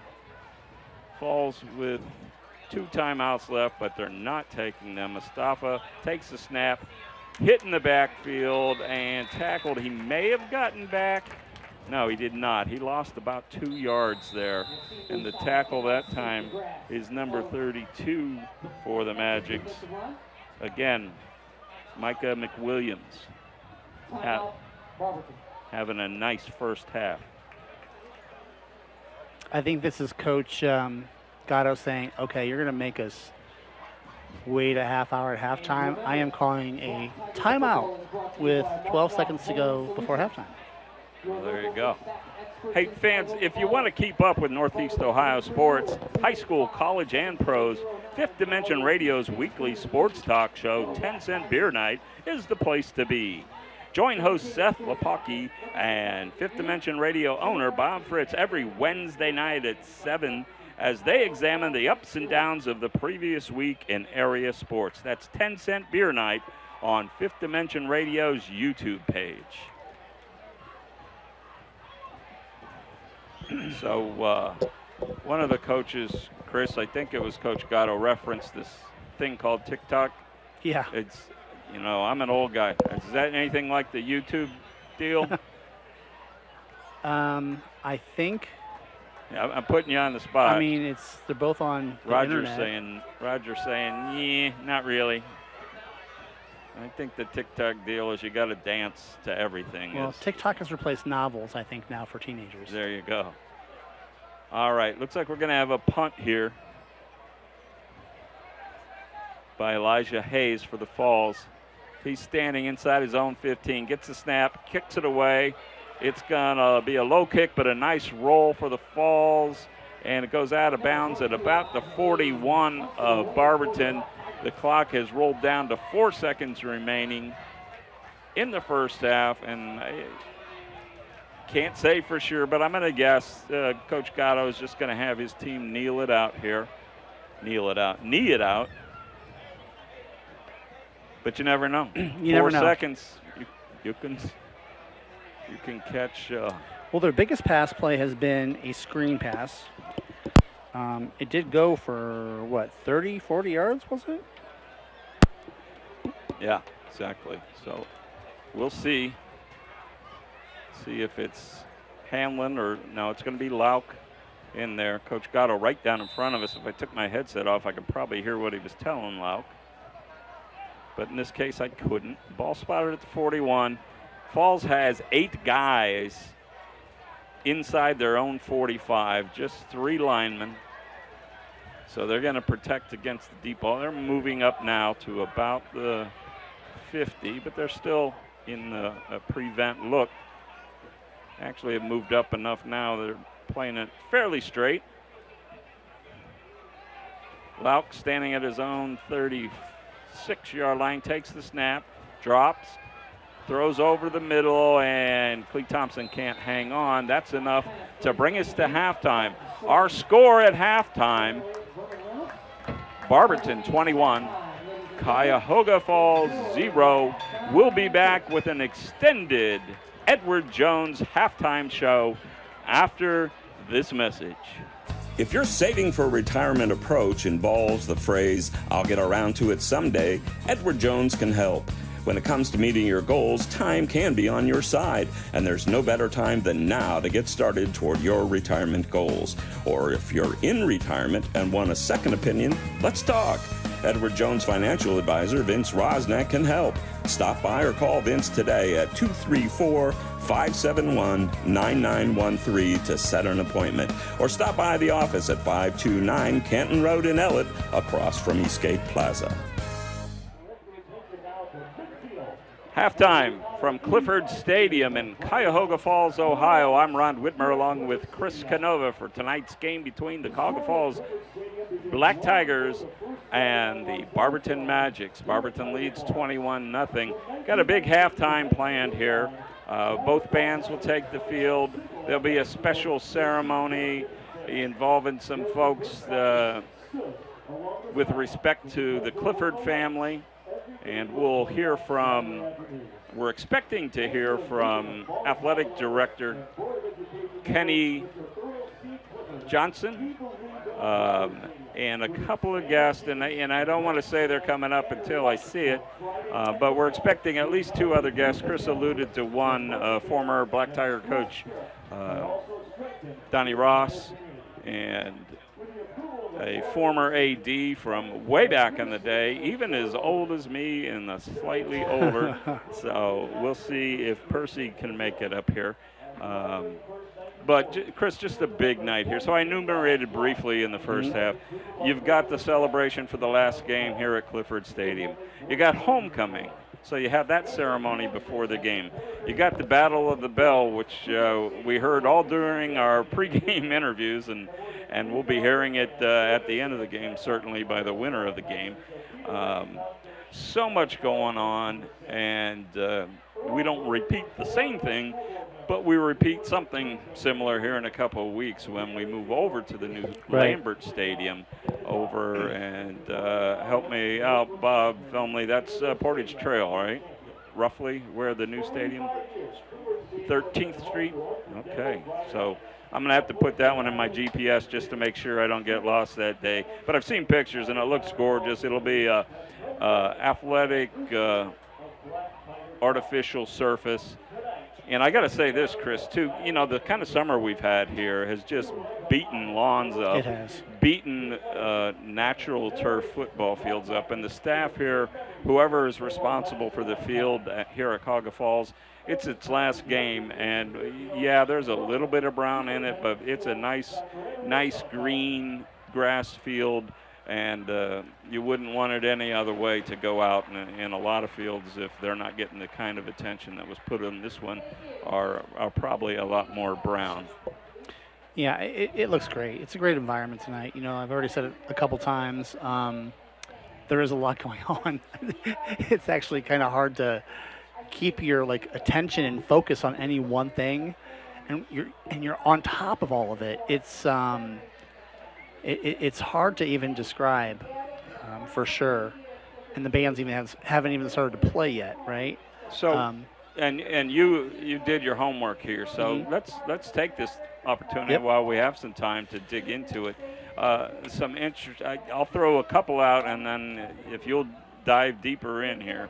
So, to the best of my knowledge, the field here is over 100 years old at this site. It was opened in 1923, so 102 years old, which is amazing. And then Clifford Stadium, when they first put in the bleachers here and put in lights so that they could play at night, was in 1940, if I'm not mistaken. You're right. So there's 85 years just in, obviously there have been upgrades in terms of the actual bleachers. And, I'm not sure if the press box has been updated. I think it might have been here. But it's been here a while. But so history on top of history. And please, I know you. So what is old is really, I'm going to give you some names here. Sure. So 1923, their first game was against Akron East. 0-0 tie. Of course, you can't tie anymore. Yeah. 1940, their first game was against Austintown Fitch, which was a win. 32-6. That's 85 years ago. So, hey, same high schools, right? You mentioned this earlier, and I guess it's not funny, but the name is funny. The Doodlebug disaster is the reason why they named this field after, Mr. Clifford. Mr. Clifford. The train accident, actually. What else? Let's list all the leagues they've been in. Cuyahoga Falls Trolley League, Western Reserve League, Intercity League, Metro League, Northeastern Ohio Conference, Western Reserve, Northeastern Ohio Conference, Suburban League. Now, they were in the Suburban League of you're going to have to help me here. Suburban League of National. I believe they started in National, and now they're in the American, the smaller schools.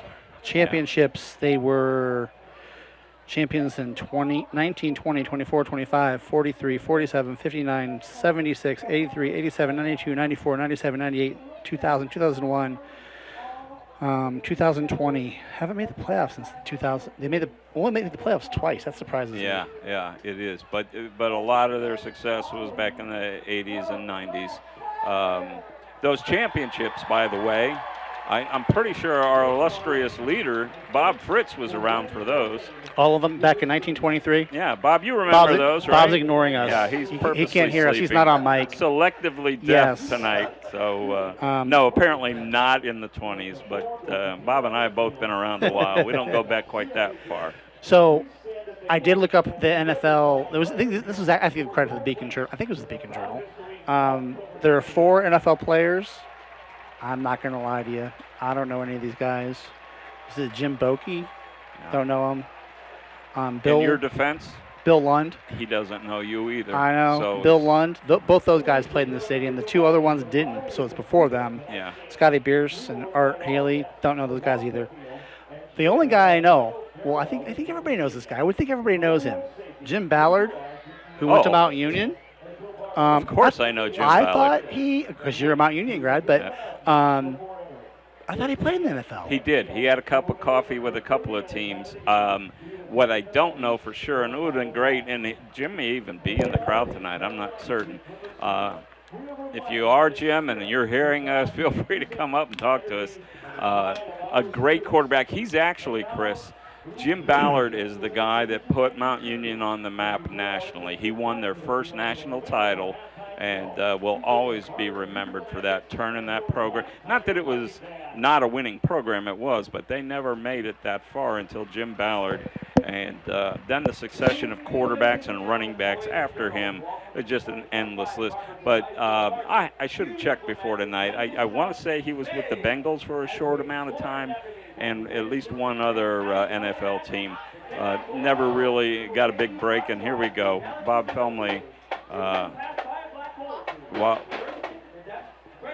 See what I can quickly see here. So at Mount Union, his national title. It's always dangerous when you're reading and talking at the same time. He played for the Scottish Claymores in the NFL Europe World Bowl title in 1996. Well, there you go. That's further than you and I went, for sure. And he played in the Continental Indoor Football League. And I may be wrong. He may have been like a last cut in summer camp. Yeah. But I'm sure that he was on an NFL roster at one I'm going to be point. honest with you, Ron. Thinking back, I thought he was part of that Mogador to Mount Union connection. I didn't even realize he went to Cuyahoga Falls. Yeah. No, he's from the Falls. The guy you may be thinking of. Chucky Moore. Oh, and he lived up the street from Bob Felmley. And yeah. Oh, yeah, he's running passing academy for years. I thought you were going to say you taught him everything he knew, right in the backyard. Chris, you might have been thinking Chuck Moore from Mogador, who was at one point, is no longer, but the Mount Union's leading rusher in history. And I want to say a young man named Komet set the record after Chuck, but he's one of the all-time greats. At any rate, yeah, Jim Ballard, I know, and then there were some other guys from nearby teams who played here. I know. I didn't write any of those down, but Don Nottingham, yeah. From Ravenna, played here. Who else? Who were you about to say? So, I mean, there was a bunch of Hoban guys, Garfield guys. I'm trying to think. I didn't. While you're searching for that, I mentioned to you earlier the one that surprised me that didn't play here because he played just down the street at Stowe was Larry Zonka. Back in the 60s when, believe it or not, I was a kid at one point, and one of my early heroes was a high school football player, Larry Zonka from Stowe. And at that time, Stowe and Ellett, where I was living at the time, along with Falls, were part of the Metro League. And Zonka went on to become one of the all-time greats, a Hall of Famer. So all kinds of tradition here.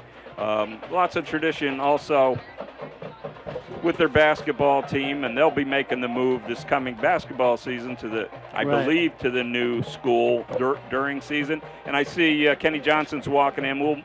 We'll put him on the headset here, and Kenny will be able to tell me for sure. So Kenny, you want to grab that headset here? First of all, Kenny, thanks for coming up. I know you've got a responsibility or two tonight on an event like this. How's it going so far? These things are crazy, and I know they can get away from you, but it looks great. Yeah, it's been a lot of planning. It's definitely a team effort. It wasn't obviously just me. It takes a lot of people to do something like this, but what a special event. I mean, when you look across, and this is the first time I've been up in the press box, but to look across and see our stands that full is a testament to this community and all the hard work that all these people have put together.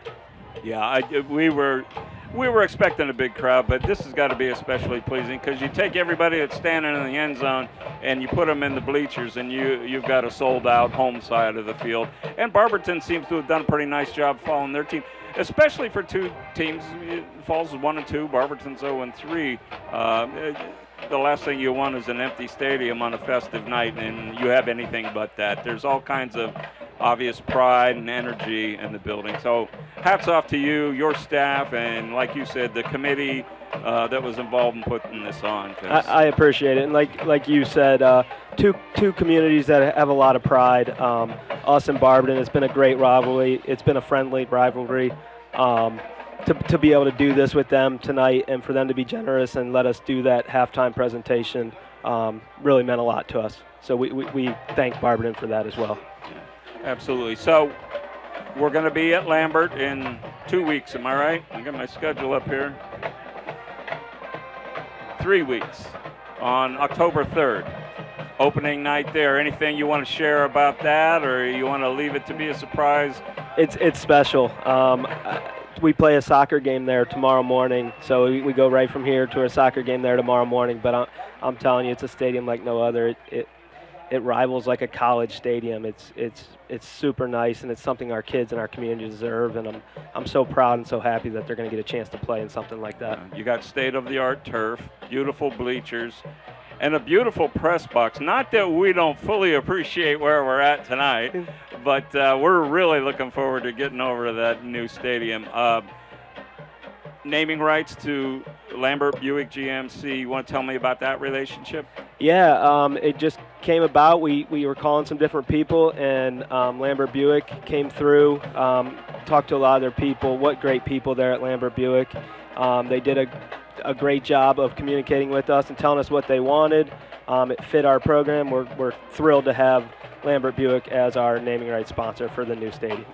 So last question for you, because we have some other guests we want to get to here. So moving forward, basketball season, any games left here at the old campus? And if there are going to be games at the new campus, when is that likely to happen? Yeah, so our plan is to play through December here at Tom Jones Court. December 30th against Stowe will be the last game ever played in Tom Jones Court. It's going to be an event kind of like this. I would expect that gymnasium to be 2,800 people and be packed. So hopefully we can have you guys at that event. I was going to say there's a gentleman standing right behind you, and we kind of thought last season we might be witnessing the last one, but we'd love to. Absolutely. I shouldn't speak for him, but I already know. We'd love to be there, so I'm sure Bob will be talking to you about that. Hey, let's, Kenny, thank you for joining us. Let's take this 60-second timeout, and we'll be back to talk to Don Ross, former Falls football coach. Horse racing is a great sport, and now you can have a horse in the race. Own a little and love it a lot. TheStable.ca is an award-winning horse ownership experience. Purchase as little as 1% of a racehorse and pay a set monthly fee. No surprises, modest investment, low risk, and completely accessible and transparent operations. TheStable.ca offers a unique, engaging racehorse ownership experience and features great customer service and consistent updates about your horse.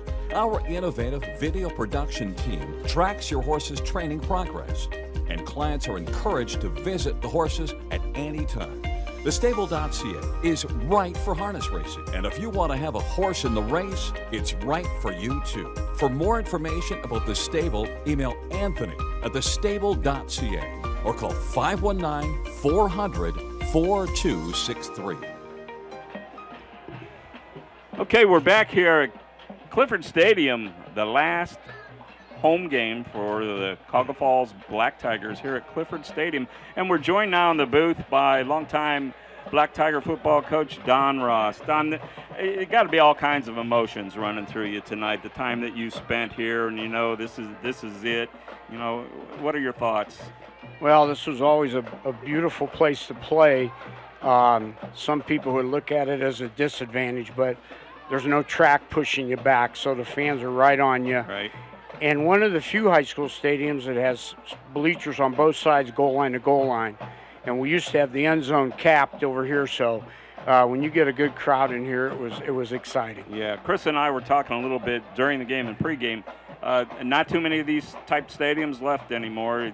Maybe Green Street Stadium, a little bit similar. I know I've been to Steubenville kind of the same. I don't know if you've been there, but kind Sure. of the same feel there.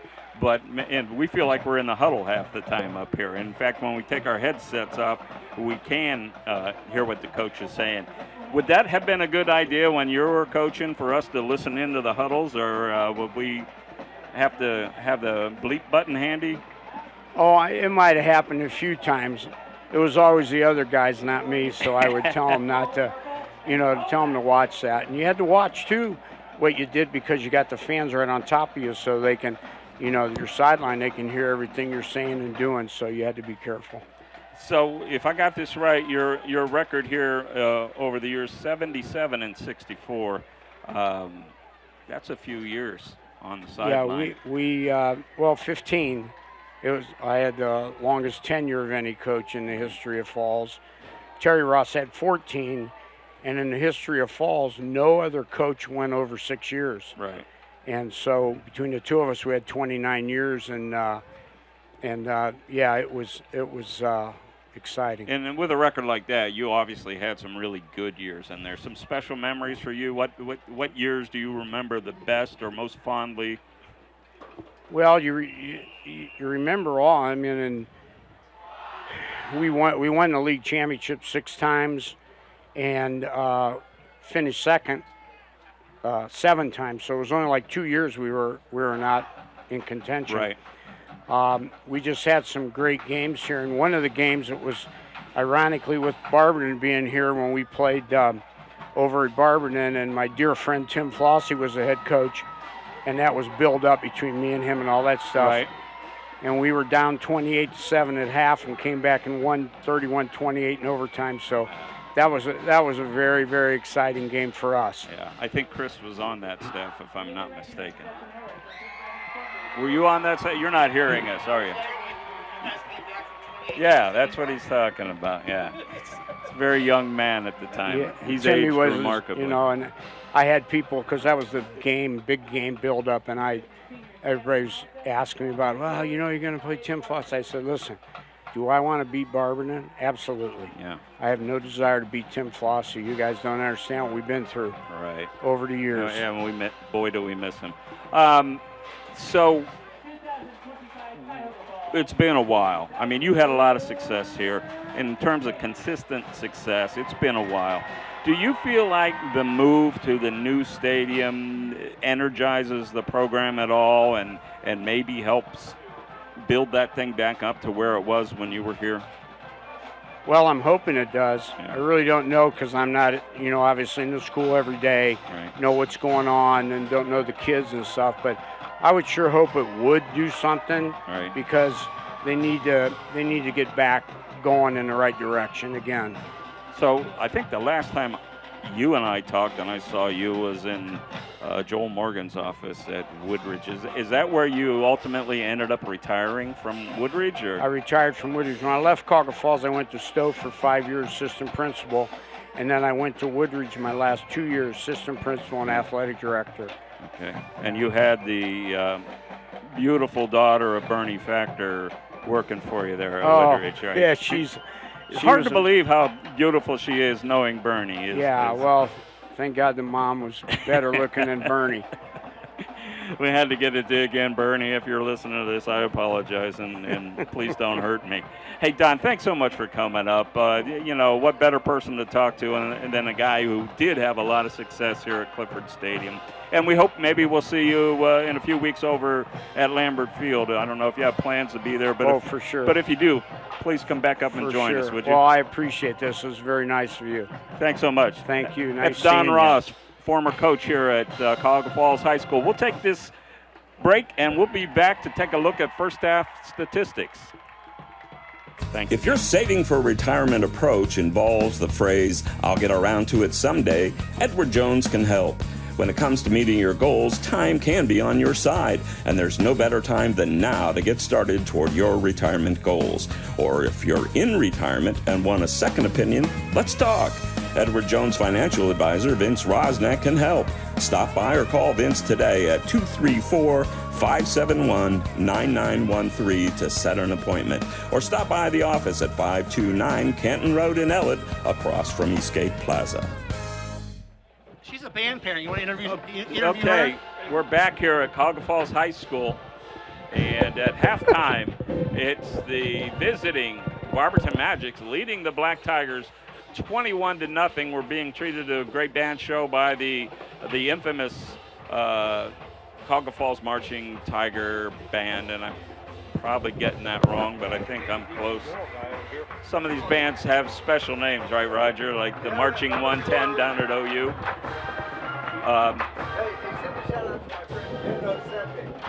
Okay. Can't really hear you, Roger, but the clock is stopped here at halftime because we did have that 10-minute presentation about Clifford Stadium and honoring folks who were involved on putting this together tonight. Yeah. So, yeah, I thought we had another guest, and it looks like we're going to have time to talk to him. So if we can get him over here. And I can give stats if you want to. Wait, if you want, Ron. Yeah, okay. Please. So real quick here, if we get our next guest, fine. So as you can well imagine, first half stats were dominated by Barberton. Real quick here, over 180 yards rushing. Angelo Gatto with 140 yards himself. The majority of the other yards were by the quarterback, Lauk. And then an additional 53 yards passing. Three TDs, 2 rushing by Lauk, 1 by Varner.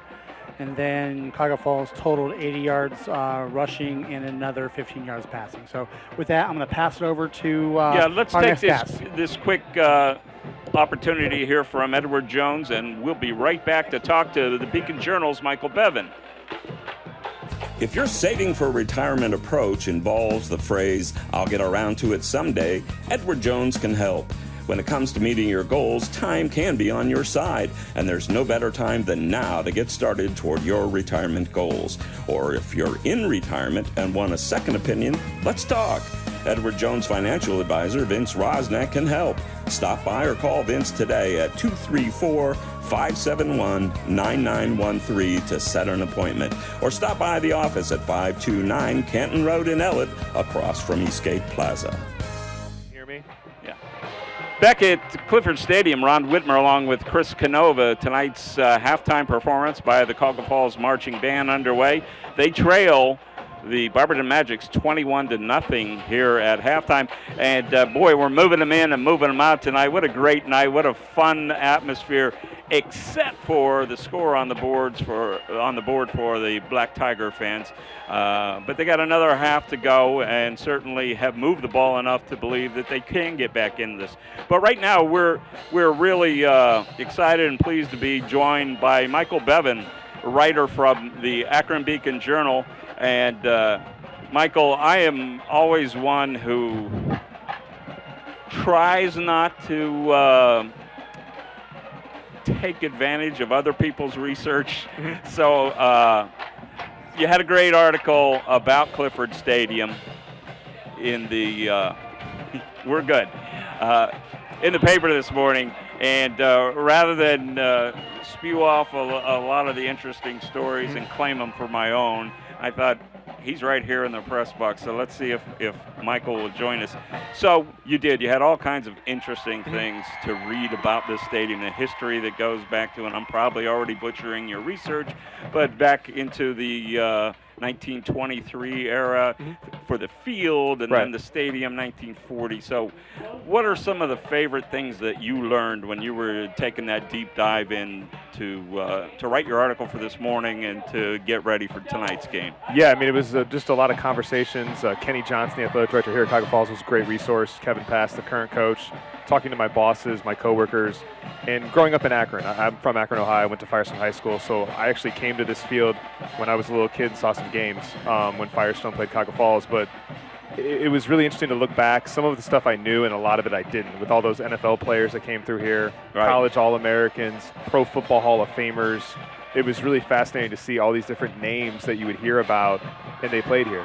And, you know, like you said, this stadium, I believe they said they started playing on this plot of grass in like 1923, and the stadium in 1940. And I didn't know much about Mr. Clifford. I to be honest, had never heard of the Doodle Bug. And reading about that was fascinating. Can you fill that in for us a little bit? Yeah, there was a bad, obviously a tragic train accident where Mr. Clifford was, I believe, one of 43 people that passed, or 44. Right. And I think it was 43 people passed, 3 survived. They were in this small little old school train, and they ran into a freight train. And just reading about how they were coming, I think, from Hudson to Akron, I want to say. And this train that hit them was on the same track, and it was coming from either Columbus or Cleveland, I forget. Right. But just reading about that was kind of fascinating. I'd never heard of that. And you take it for granted, like the names of these stadiums. You're just like, okay, it's Clifford Stadium. It must be named after some guy who was influential in that community, right? Yeah. So it was really interesting to read about that. And then just getting back to the football aspect, just reading about some of the old school Cuyahoga Falls teams. And I'd never heard of the Trolley League and some of these leagues they had played in. Yeah. I always just associated them with like the Western Reserve Conference or the NOC or the Suburban League. So that was kind of interesting. And just looking back at when Coach Ross, the 2 Coach Rosses were here, they had a lot of success. And then unfortunately here the last few years they've struggled. So. Yeah.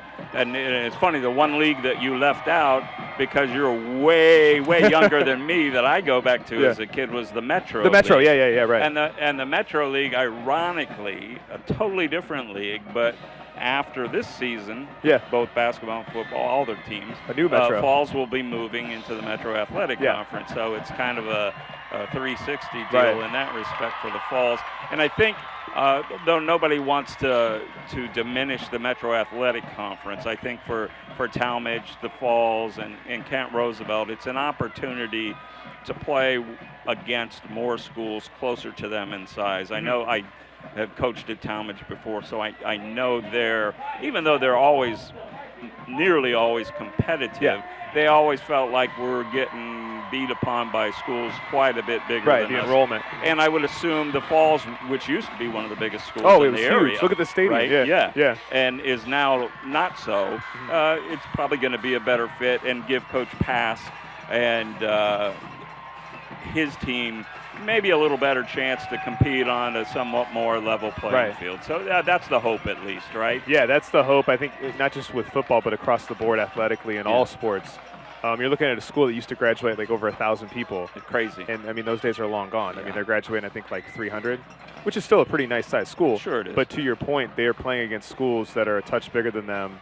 And I think there's a lot of excitement, hopefully, for Cuyahoga Falls with the fact they're moving into a brand-new school and a new stadium. It's massive. I mean, I'm sure you've seen it. Yeah. So, hopefully that will help with their numbers, because they do lose a lot of kids to other schools. And Fifth Dimension Radio will be there on October 3rd to broadcast the first game from that stadium. I'm an old basketball guy, a very old basketball guy, and I'm looking out the window here as Michael and I speak, and I'm seeing the Black Tigers painted on the side of the basketball arena here, which in my childhood, and it's still a big place to play, right? It's a huge But when you're gymnasium. a little kid, you think you're like in a professional facility.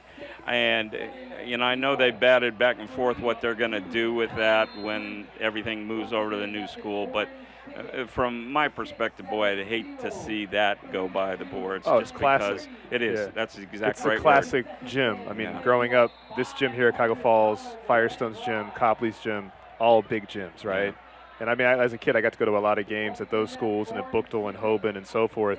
And to see the different sizes of gyms, and you see this is a massive facility that used to be rocking. And if I'm not mistaken about my history, if you want to write another article about a stadium as we get into basketball season, we'll probably be Coach doing Bobby that. Knight coached in that building. Yeah, he was a JV coach, right? Yeah. So a lot of history in there too. Yeah. So hey, Michael, thanks so much for coming over, and Are you going to be out at the Lambert on the first game? Don't know that yet? I don't know. Yeah, I don't know. Well, if you are, please I'll look step for up you. and say hi. Thanks for having me on. Thanks for being here. Nice talking with you guys. All right. Thank you. Thank you. Let's take this last break, and we'll be back to get the second half started here from Clifford Stadium at Cuyahoga Falls High School. First one. You're listening to the Sports Special on Fifth Dimension Radio. That's good.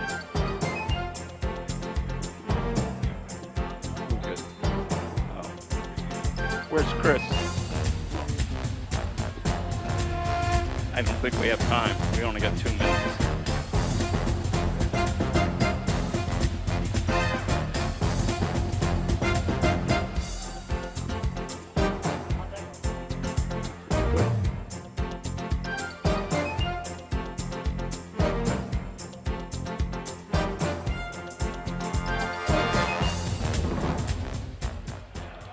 Back here at Clifford Stadium, and that'll be one of the final times we'll be able to say that.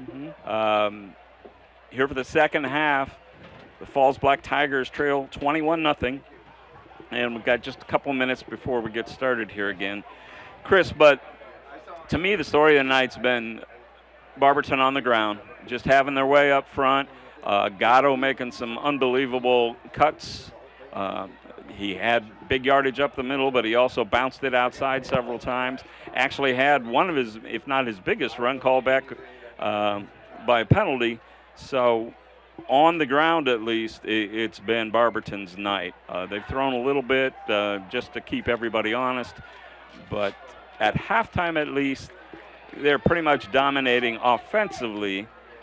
But they have a small squad, as we enumerated a couple of weeks ago. Many of their guys are playing both ways, so the key for them is can they maintain the fortitude, the physicality that they showed in the first half. And if they can, I think they're going to be okay. I think you're right, Ron. And they haven't won yet this year, right? They have not. This will be big for them. And Coach Gatto didn't want to blow it up too big, but you could tell he knew that it was time for a win. He felt like his kids knew that it was time for a win, and so far they're showing that. They are, and hopefully that that motivates them to keep their energy up. Because I'll tell you this, from my perspective, I thought energy-wise, play-wise, Cuyahoga Falls dominated that last 5-7 minutes of the first half, and I know that probably excited Coach Pask. I'm sure he talked to the boys about that at halftime, and that's what he probably built on moving into the second half of play. Cuyahoga Falls is receiving the ball, and let's see if they come out with that same energy. So it'll be Gates to kick it off for the Magics. Ball spotted on the 40. He approaches. Kick is away. It's a deep kick this time. Back near the end zone and into the end zone. Boy, Gates really got into that one for the touchback. And the Falls will take over 1st and 10 on their own 20. We'll keep it right here as we reflect just a little bit on what we saw at halftime. And I know we had a lot of guests up here, Chris, and that was awesome. But, some of the things that kind of maybe got missed in that were both bands put on excellent shows.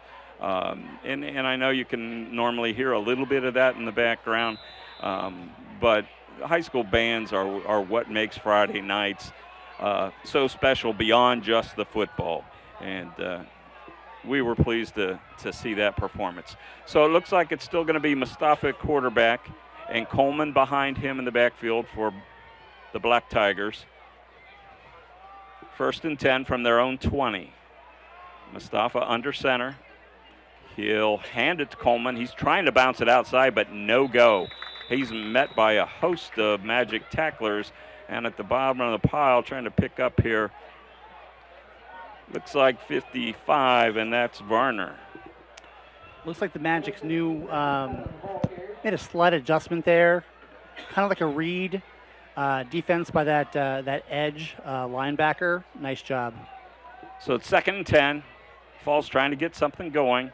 They have a few times tonight, but have both times shot themselves in the foot with some costly penalties. So let's see what they can put together here. Still a single setback. That's Coleman behind Mustafa.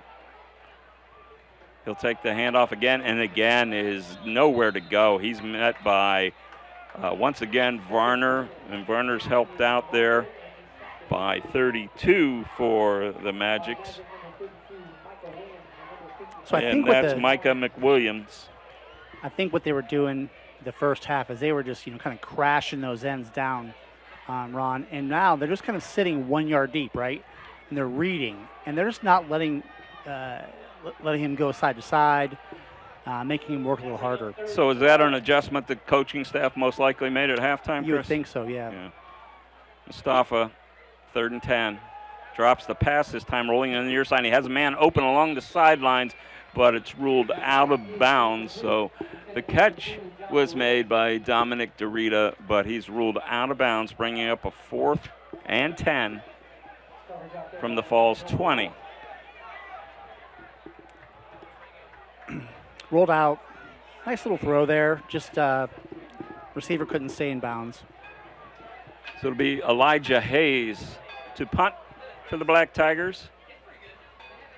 And to run it back right in front of us so we can't see the number on the front or the back. It may be Reynolds. He was running him back earlier. Punts away, a nice punt, high punt, end over end, taking it to 50. It is Reynolds across the 45 to the 40, just inside the 40. They're probably going to mark it right at the 40, so it'll be 1st and 10 Barberton from the Falls 40-yard line. Nice run back that time by Vernon Reynolds. Reynolds is a 5'7" sophomore, 145 pounds. So as we mentioned, I mean, Falls, all kinds of young talent on the field, and Barberton pretty much the same thing. We saw that in week 2 when we had them. Yeah, you're right. Chris, my view is some of these young guys are definitely playing a little more like veterans here tonight. Now I know it's a different team. This is not Stowe on the other side of the ball from them, but some of these guys have definitely upped their game in just the 2 weeks since we last saw them. They're playing more mature. They're you know, there are still those penalties, but even so, I think that Lauk's rolling to the near side, throws a little overthrown that time, looking for Reynolds on the near side. We'll bring up 2nd and 10. Chris, go ahead. I think you can see they're finding out what they're good at, and that's what they're going with, right? They're able to control the line of scrimmage. They're not trying to do too much, and it's making a difference in this game, right? Yeah, I think you're spot on. That's exactly what's happening here. Throwing just enough to make sure everybody's involved, to keep the Falls front honest, but just running the ball right at him. Back into a little bit of that power backfield. Varner, the up back, fake to him, give to Gatto across the 40 and taken out of bounds. And who was that? About 56? the 35. Was that 55 or 56, Ron? 55, Varner. Yes, you, young man, you deserve to do what you that was a fantastic pancake block that got him, what, an extra 5-7 yards? What a block, 55. He's not on my sheet, but wow. 55 is Rico Varner, that big up back and also linebacker. Fantastic pancake block. Tuttle on that last tackle for the Black Tiger. 3rd down at about 5. Handoff to Gatto, near side. He's got room along the sideline, gets across the 30, the 25, down to about the 22, and picks up the 1st down for the Magics. They're on the move once again. Okay, I'm about to jinx a young man, Chris, so I should be punished for this if it happens. But I like our chances of a non-quarterback taking that Cambria's Bistro Player of the Game award tonight. And guess what? I won't get out of the press box if that doesn't happen, I'm sure. And when he wins it, he's going to get a purple Game of the shirt. How about that? Yeah. Well, that's the brilliance of our leader, Bob right. Fritz. He knew what was happening. That's right. So power backfield. Gatto deep behind Varner. Lauk, the quarterback, under center. Turns and hands to Gatto again. He'll get around the near side, pick up about 5 again, just inside the 20-yard line. That'll bring up 2nd and about 5. Chris, I believe I heard you say Gatto had about 140 on the ground in the first half. So yeah, I have him at 156 right now. Yeah, he's certainly got a chance, depending on whether the coach wants to rest him here as the game gets into the 4th quarter, to go over 200 yards. With this angle, it's tough. I know 156 is not exact, but I mean, yeah. I'm probably cutting. He probably has more than that, frankly. So I have a question about that when we get another opportunity here.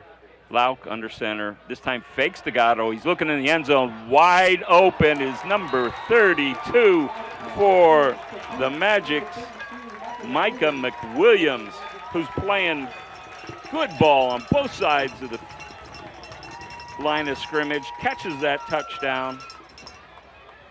And the Magics are all up 27 to nothing. I missed that. Who caught that, Ron? Micah McWilliams, the linebacker. 27-0. Leary on for the Magics to attempt the extra point. 7:51 remaining, third quarter. Here at Clifford Stadium on a historic night. Spot, kick is up and right down the middle. Leary having a big night. And it's Barberton 28, Cuyahoga Falls nothing. 7:51 remaining, second quarter. Let's take this 30-second timeout. Jobs for Ohio's Graduates, JOG for short, is a workforce readiness nonprofit covering Northeast Ohio, including Ashland, Medina, Stark, Summit, and Trumbull counties, helping youth ages 14 to 24 and adults complete their education, develop soft skills, and start their careers. To make this possible, we need people like you to support the next generation of the workforce and partner with JOG today. Go to jogworks.org, JOGWORKS.org for more ways to mentor and hire JOG participants, attend events, and more. Back at Clifford Stadium, the field here seeing its 102nd year of play, and I'm going to guess this is not the same turf or the same soil from way back in 1923, but the site is the same. And I certainly feel lucky to be here tonight. We want to thank Kenny Johnson and all the fine folks at Cuyahoga Falls that let us experience this. For the Falls fans, let's hope we can see some offense here. The kick is again deep into the end zone by Gates. So the Black Tigers will start with the ball on their own 20 and would like to get something going here offensively. Down 4 scores, 4 touchdowns at 7:51 of the third quarter. Chris, how you liking the helmets tonight? I haven't heard any helmet comments. Well, I love these. We've seen these helmets before. Yeah, they're beautiful. We have. So since that is kind of becoming our thing, because I won't shut up about it. How do we feel about the Falls helmets? They're classic. Classic. It's a good word. I've never known them not to have those helmets. We got to ask Bob, because he opened this field in 1923. If they had different helmets in 1923. And ladies and gentlemen, another historic event is about to happen soon. Chris Canova's last broadcast. Last broadcast that I am going to have here tonight. Mustafa, actually it looks like we may have a new quarterback in for the Falls. He dumps it over the middle and it lands harmlessly, bringing up a 2nd and 10. Let's see if I read that right. So here's the deal with this: the passing plays here from where I'm sitting or standing, I should say. I'd like them to throw something so this kid experiences some success. He's just not experiencing much success. You gotta put some positive thoughts in his head. I got 1, 2, 3, 4, 5, 6 incompletes in a row. Yeah, and there is a new quarterback in there. That is Jaden Weirs now in at quarterback for the Falls. He's under center, 2nd and 10. Weirs flips it outside to Coleman, who's got a pickup of about 6, maybe 7. Actually, they're going to give him 8, so a nice run of 8 yards for Coleman. So Coleman has over 80 yards rushing. He probably has another, what do you think, Ron?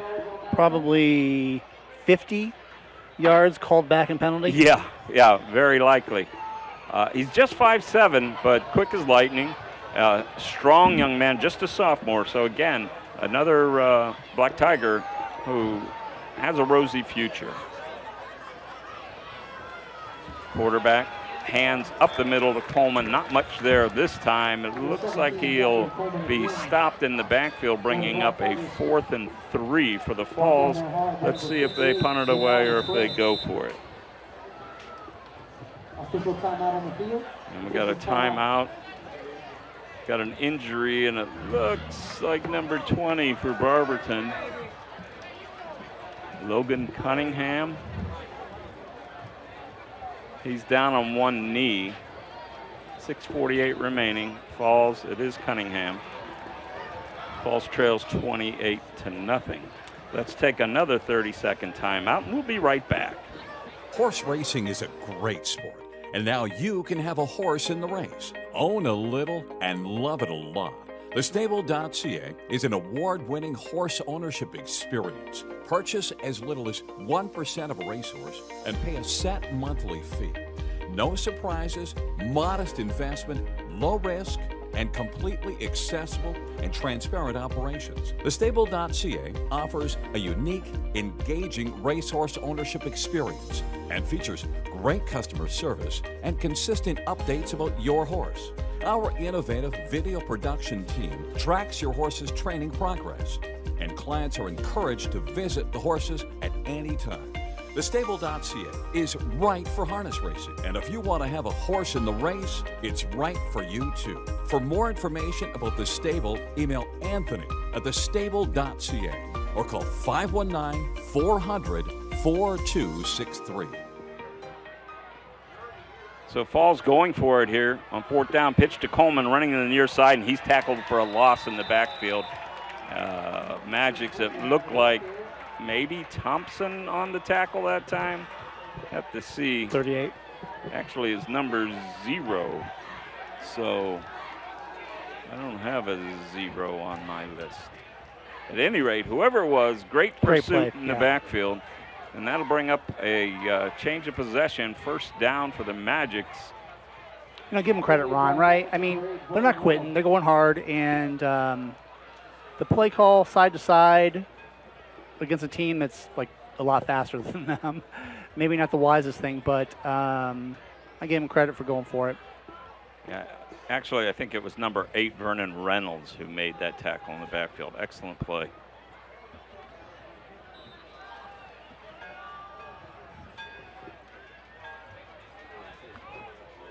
So Hanlon back in at quarterback. He's under center.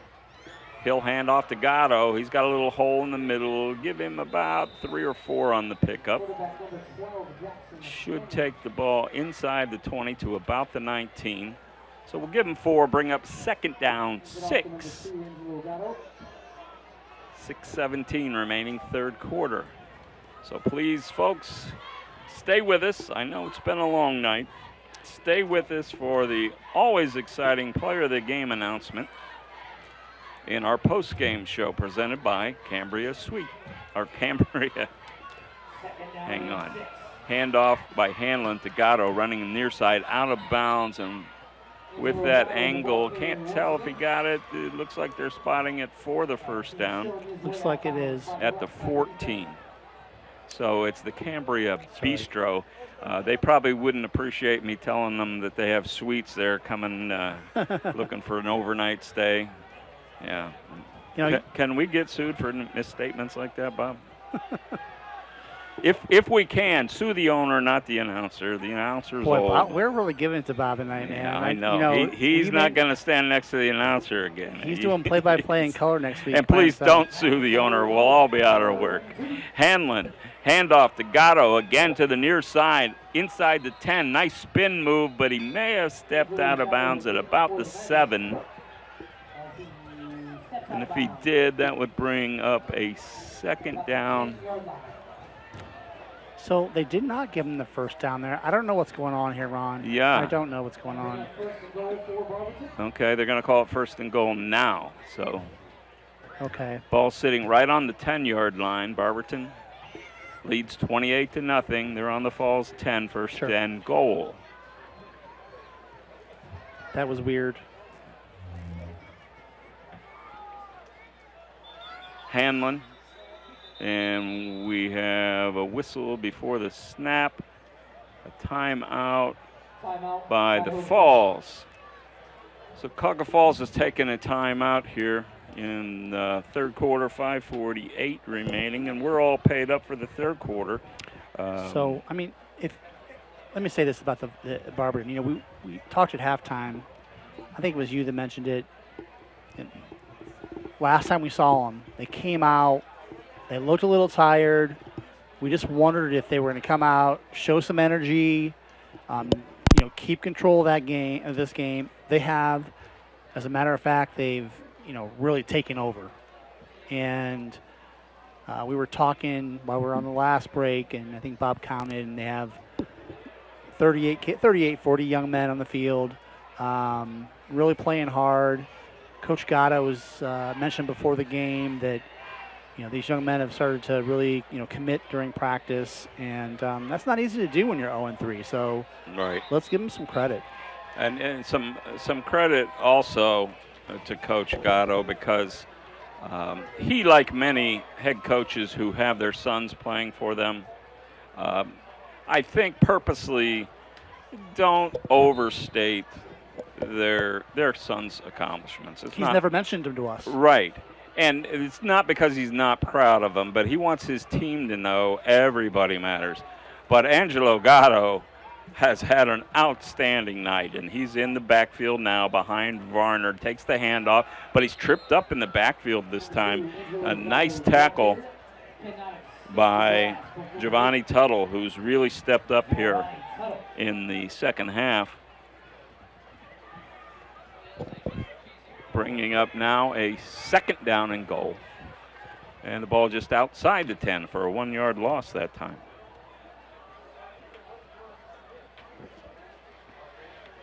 Trying to see if it looks like Barberton is getting some fresh bodies in there. I see 14 Reggie Wyatt's in at wide receiver. Haven't called his name.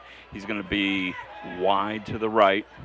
And coming on late into the huddle is 52, Zach Harmon. Well, he's only the center, so that kind of helps. Absolutely. Kind of need that guy, so we'll wait. Hanlon, hands off to Gatto to the near side. Flag on the play. He's out of bounds about the 4-yard line. Chris, it looked like a little confusion there before the snap. Maybe a procedure call here. What do we got? Yes. Center ran on late. I think they didn't have enough men on the line of scrimmage. Okay, so we have they had twins left, twins right, but yeah, I don't think that's exactly the call. I don't think they had good enough. Yeah, illegal formation is the call. That'll cost them 5. It'll bring up second down goal from the 12-yard line. So you see a few new bodies on the field, and that normally can lead to some timing issues initially. Now, remind me to give me this other thought that has nothing to do with the game in a second. Okay. Handoff to Gatto. He's going to run wide to the far side, pointing out to his blockers who to hit. He's down near the goal line. Did he get across? He did. Wow. Angelo Gatto with a 12-yard run. Another magic touchdown. They take the lead 34-0, and just building upon an already big night. Angelo Gatto, he looked almost like a quarterback that time. He's pointing out, you go here, you block him. Yeah, I get it. He has a second gear, though, doesn't he, Ron? He does. He hit it, boom, gone. But as he was jetting towards that sideline, he's heading towards the cheerleaders. Now, when I say cheerleaders, how many cheerleaders are on that sideline? More than there are Barberton football players. I think you're right. Leary on for the extra point. And it's up and good. That makes the score Barberton 35, Cuyahoga Falls 0. And that is a lot of cheerleaders. It's a lot. But I tell you what, I don't think we're going to see more cheerleaders than we saw last week at Talmadge. I had never seen so many cheerleaders in my life. And what a, you know what? Hey, here's an opportunity. You get a game like this, you got to talk about a lot of different things, right? That's right. Let's talk about some cheerleaders, because it's not the cheerleaders of our day. Not that we didn't Right. have fabulous cheerleaders, but these ladies, mostly ladies, they work so hard. They're in competitions, many of them. And that's, I think, Chris, why you see so many more. It's become a sport rather than just a cheer squad. Not that there's anything wrong with that. And I might have misidentified them. That might be the dance team. Yeah, I'm always confused by what's the dance team and what's the cheerleaders. And here I find a little fun fact. I was at the Kent State game a couple of weekends ago. They have 2 full squads of cheerleaders. They have so many that the cheerleaders can only cheer every other week, every other home game. So how about that? Now that's a cheer squad. There you go. That's some spirit. So I am going to have to check with Michael Bevan from the Beacon Journal here, because I have 180 yards for Angelo Gatto rushing the football. I have another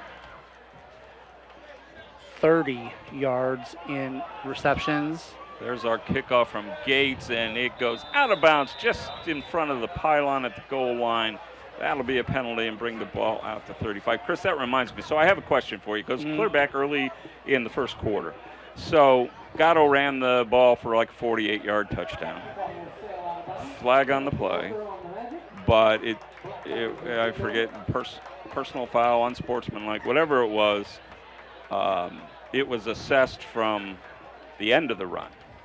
So in terms of yardage, what does Gatto get credit for on that? I gave him credit for, now that's a really good question.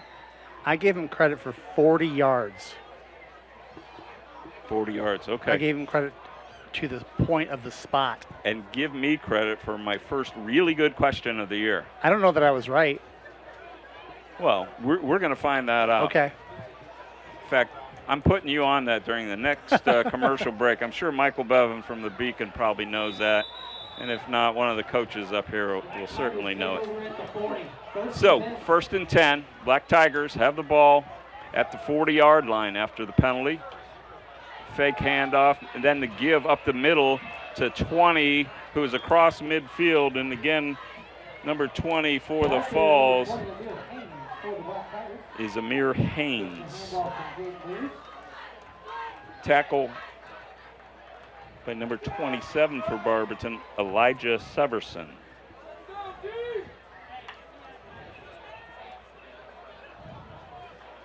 Nice little run there. Little cross action. And I take that back. That's Logan Cunningham. 1st down 10. Pass into the flats, falls harmlessly way over the head of the intended target, who was Wasim Mustafa, who's now playing some wide receiver, as Jaden Weirs is the quarterback. You know, it looks like Cuyahoga Falls has some athletes. Barberton's getting all the pressure they want right up the gut, which is causing all kinds of havoc.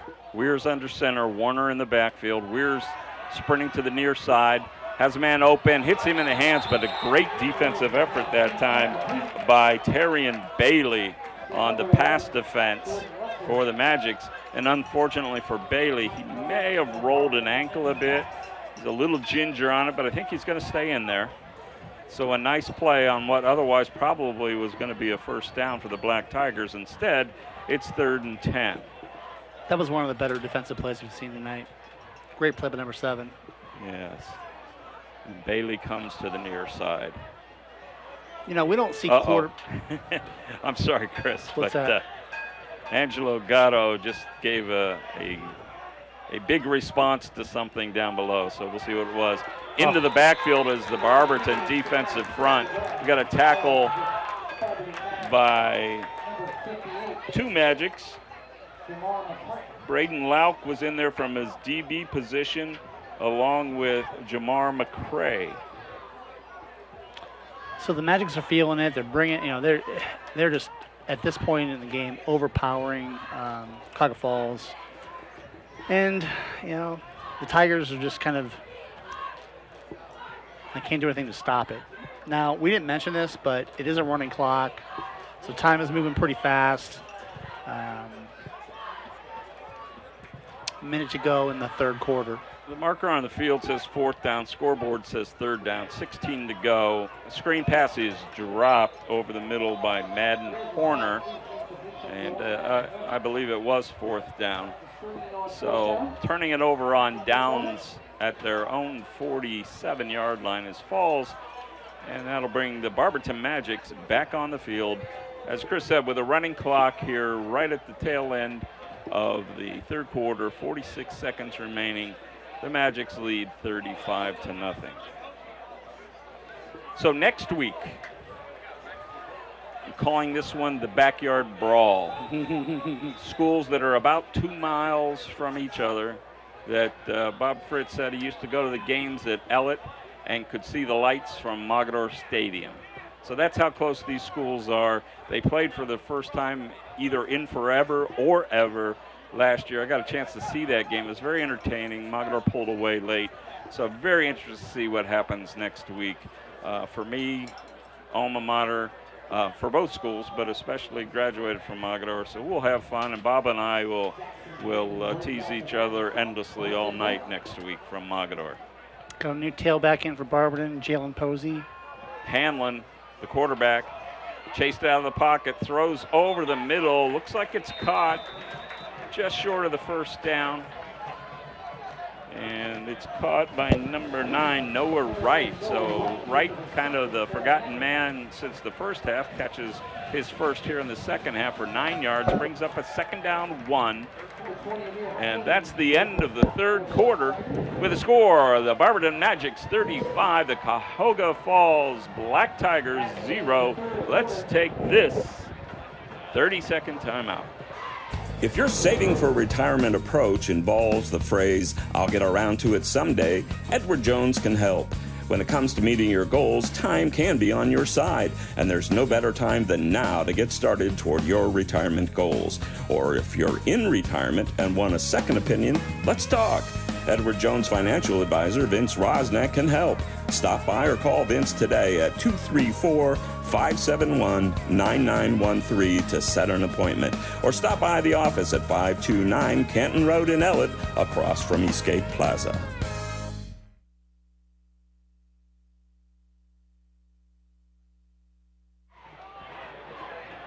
Back to Cuyahoga Falls High School, Clifford Stadium for the last game from Clifford Stadium, historic Clifford Stadium. And what was a full bleacher on the far side for the Falls is thinned out a bit, but there are a lot of faithful hanging in there, hoping to see their Black Tigers step up here. Handoff on 2nd and short is to number 27 for the Magics, and that's Jalen Posey, the running back. He picks up the first down. The ball will be spotted at the 34. 1st and 10 Magics. So piggyback on your comments about next week's game, high school friend of mine, Bob Sachs, is the head coach at Ellett now, and excited to interview him next week. Absolutely. Handoff from Hanlon to Posey again, and right there in the backfield to meet him for a loss of 2. Looked like the tackle that time by 54 for the Black Tigers. That's Vincent Lambus. So a nice tackle by Lambus, who got off the line quickly into the backfield. Going to be a loss of 3 yards. 2nd down, 13. Ball on the 42-yard line of the Falls.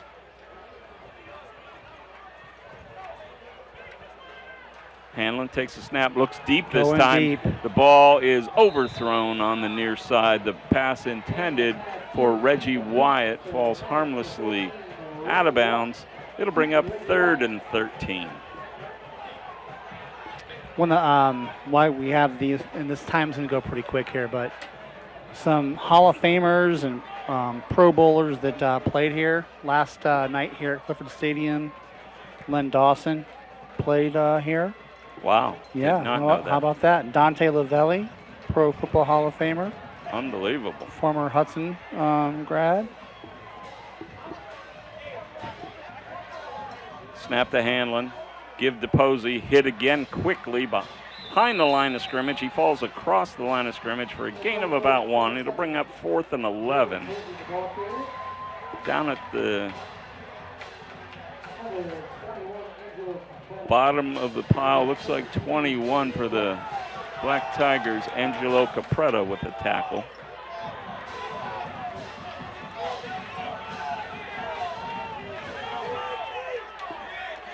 We're doing a field goal here from the ball's being placed at the 35-yard line, just almost a 36.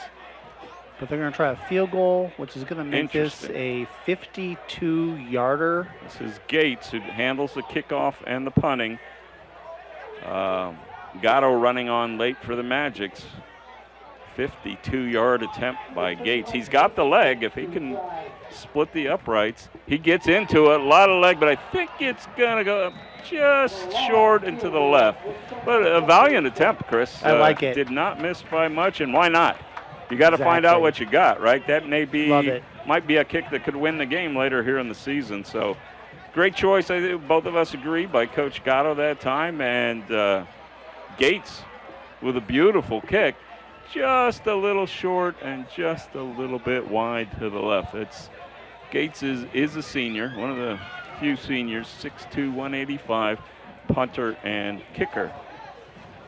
So I want to remind you, we have the post-game show. Cambria Bistro will sponsor our player of the game, and we'll leave you just with a little bit of mystery, but I don't think it's a very little bit of mystery. Something weird would have to happen to change who's in my mind. 8:02, clock running. Barberton leads 35-0. And Falls with the ball on the 20. The referees want to talk this over. Why? Coaches on the Barberton side are yelling at their guys. Looks like they have the right amount of guys out there.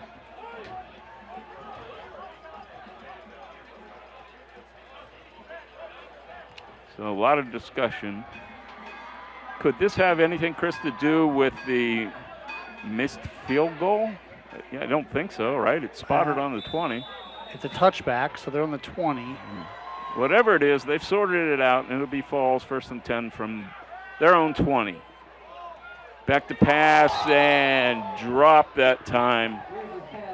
Weirs hit number 10, Mason Maxwell. I'm sorry, not Mason Maxwell. Tony Bryant in the hands. He couldn't hold on. Falls to the ground. One of the defenders for Barberton did have a chance to grab it, but wasn't able to pull it in. So number 10 almost had it, and he may have had it, but number 17 from his own team ran into him. Well, does he get credit for not a tackle? I don't think it's a tackle. It. No, can't be a tackle. He didn't catch it. Weirs takes the snap, drops back, looking to pass. Under pressure, over the middle, he's got a man open for the first down across the 30. He breaks free to 35 to the 40, wrestled down at the 41-yard line. The catch is made by number 8 for the Falls. And that's Giovanni Tuttle once again, playing both ways tonight. Great run by Tuttle after the catch. That was a beautiful throw. Ball on the 41, 1st and 10. Weirs back to pass over the middle, again in the hands, but a tough opportunity that time for Wasim Mustafa, the gentleman that started the game at quarterback. He went high in the air, got hit, and wasn't able to hold on. That'll bring up 2nd and 10. I think the hit that time, I looked away, was by, I don't have a 17, so I'm not sure who that is. Yeah, that might have been number... Could have been 13? 13, yeah. 13 would be Cash McKinney.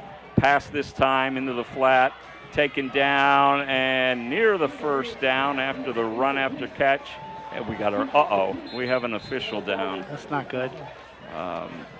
near the play but not in the play. He's grabbing for the leg right away. This doesn't look real good from the get-go here. So we got a timeout on the field. Chris, did you pick up the receiver? Because my eyes immediately went to the referee that went down.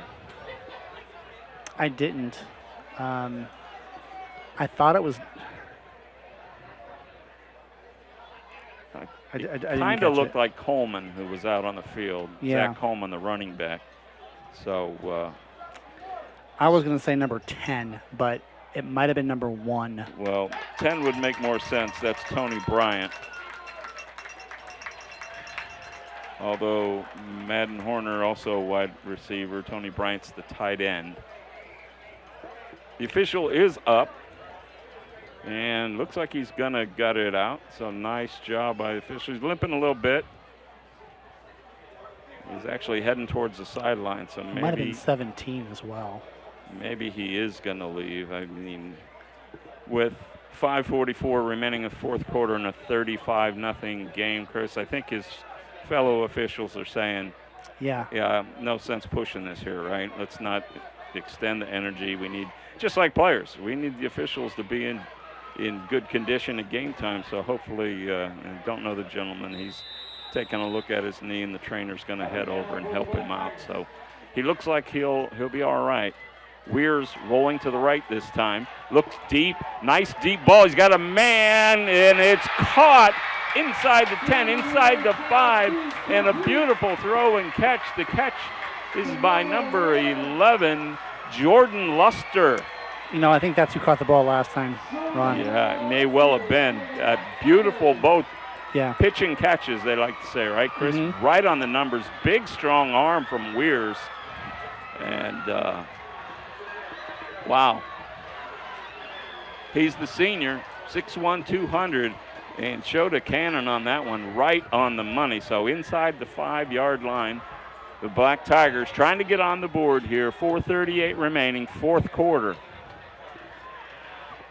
Weirs calls the signals, pitch to Coleman. He's heading for the pylon, and he's inside. Touchdown. Cuyahoga Falls Black Tigers get on the board here in the fourth quarter. A run by Zachary Coleman puts the Tigers on the board. They trail 35-6, 4:26 remaining in the fourth quarter. So it should be, and it is, Elijah Hayes will come on to attempt the extra point. The holder is Wasim Mustafa.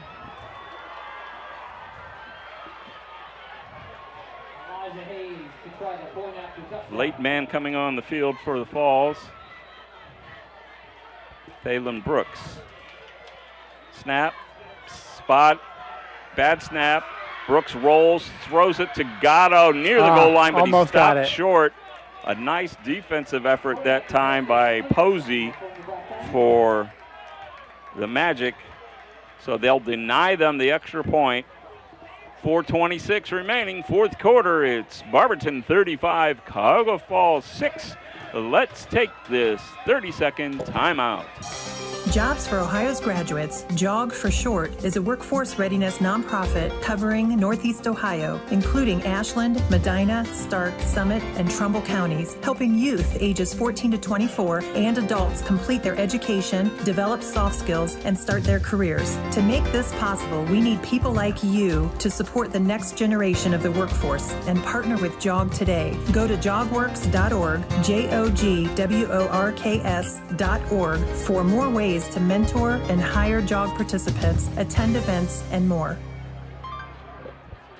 Fans, if you want to keep up with Northeast Ohio sports, high school, college, and pros, Fifth Dimension Radio's weekly sports talk show, 10 Cent Beer Night, is the place to be. Join host Seth Lepaki and Fifth Dimension Radio owner Bob Fritz every Wednesday night at 7 o'clock as they examine the ups and downs of the previous week in area sports. That's 10 Cent Beer Night on Fifth Dimension Radio's YouTube page. Well, that was a nice pass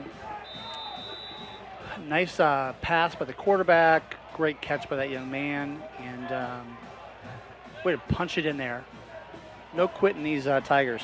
Yep, and Hayes will approach, kicks it near side. Looks like it's going to squib out of bounds again. I think he was looking for that dead area there, but again, pulled it a little too much out of bounds. Flag will put the ball for the illegal kick out of bounds at the 40-yard line.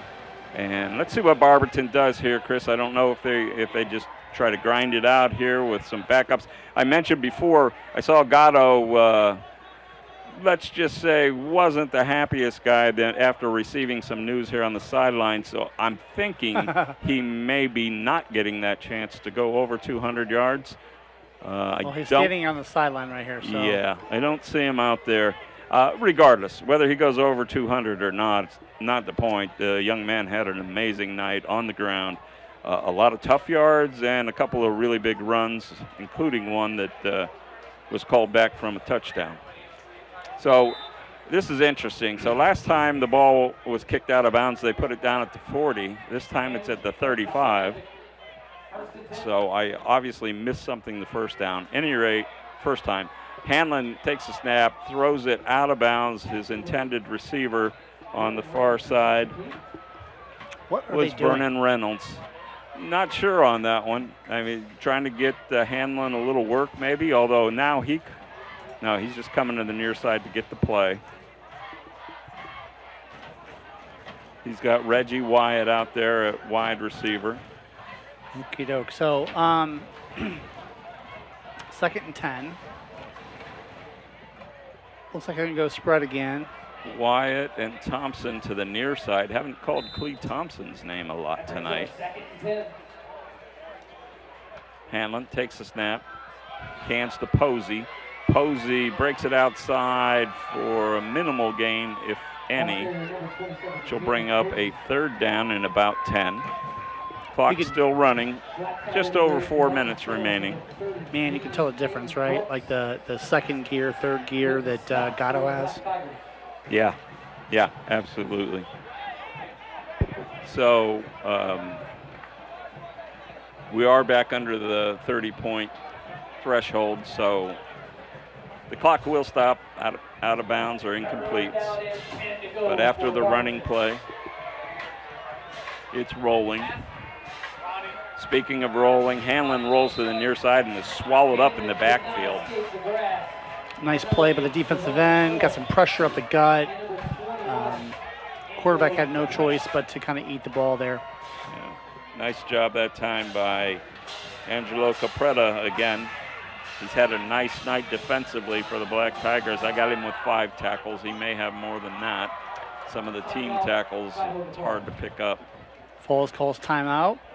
And is that somebody down or just somebody taking a knee to get a blow over on the far side? Nah, they called timeout, and they're just huddling up over there.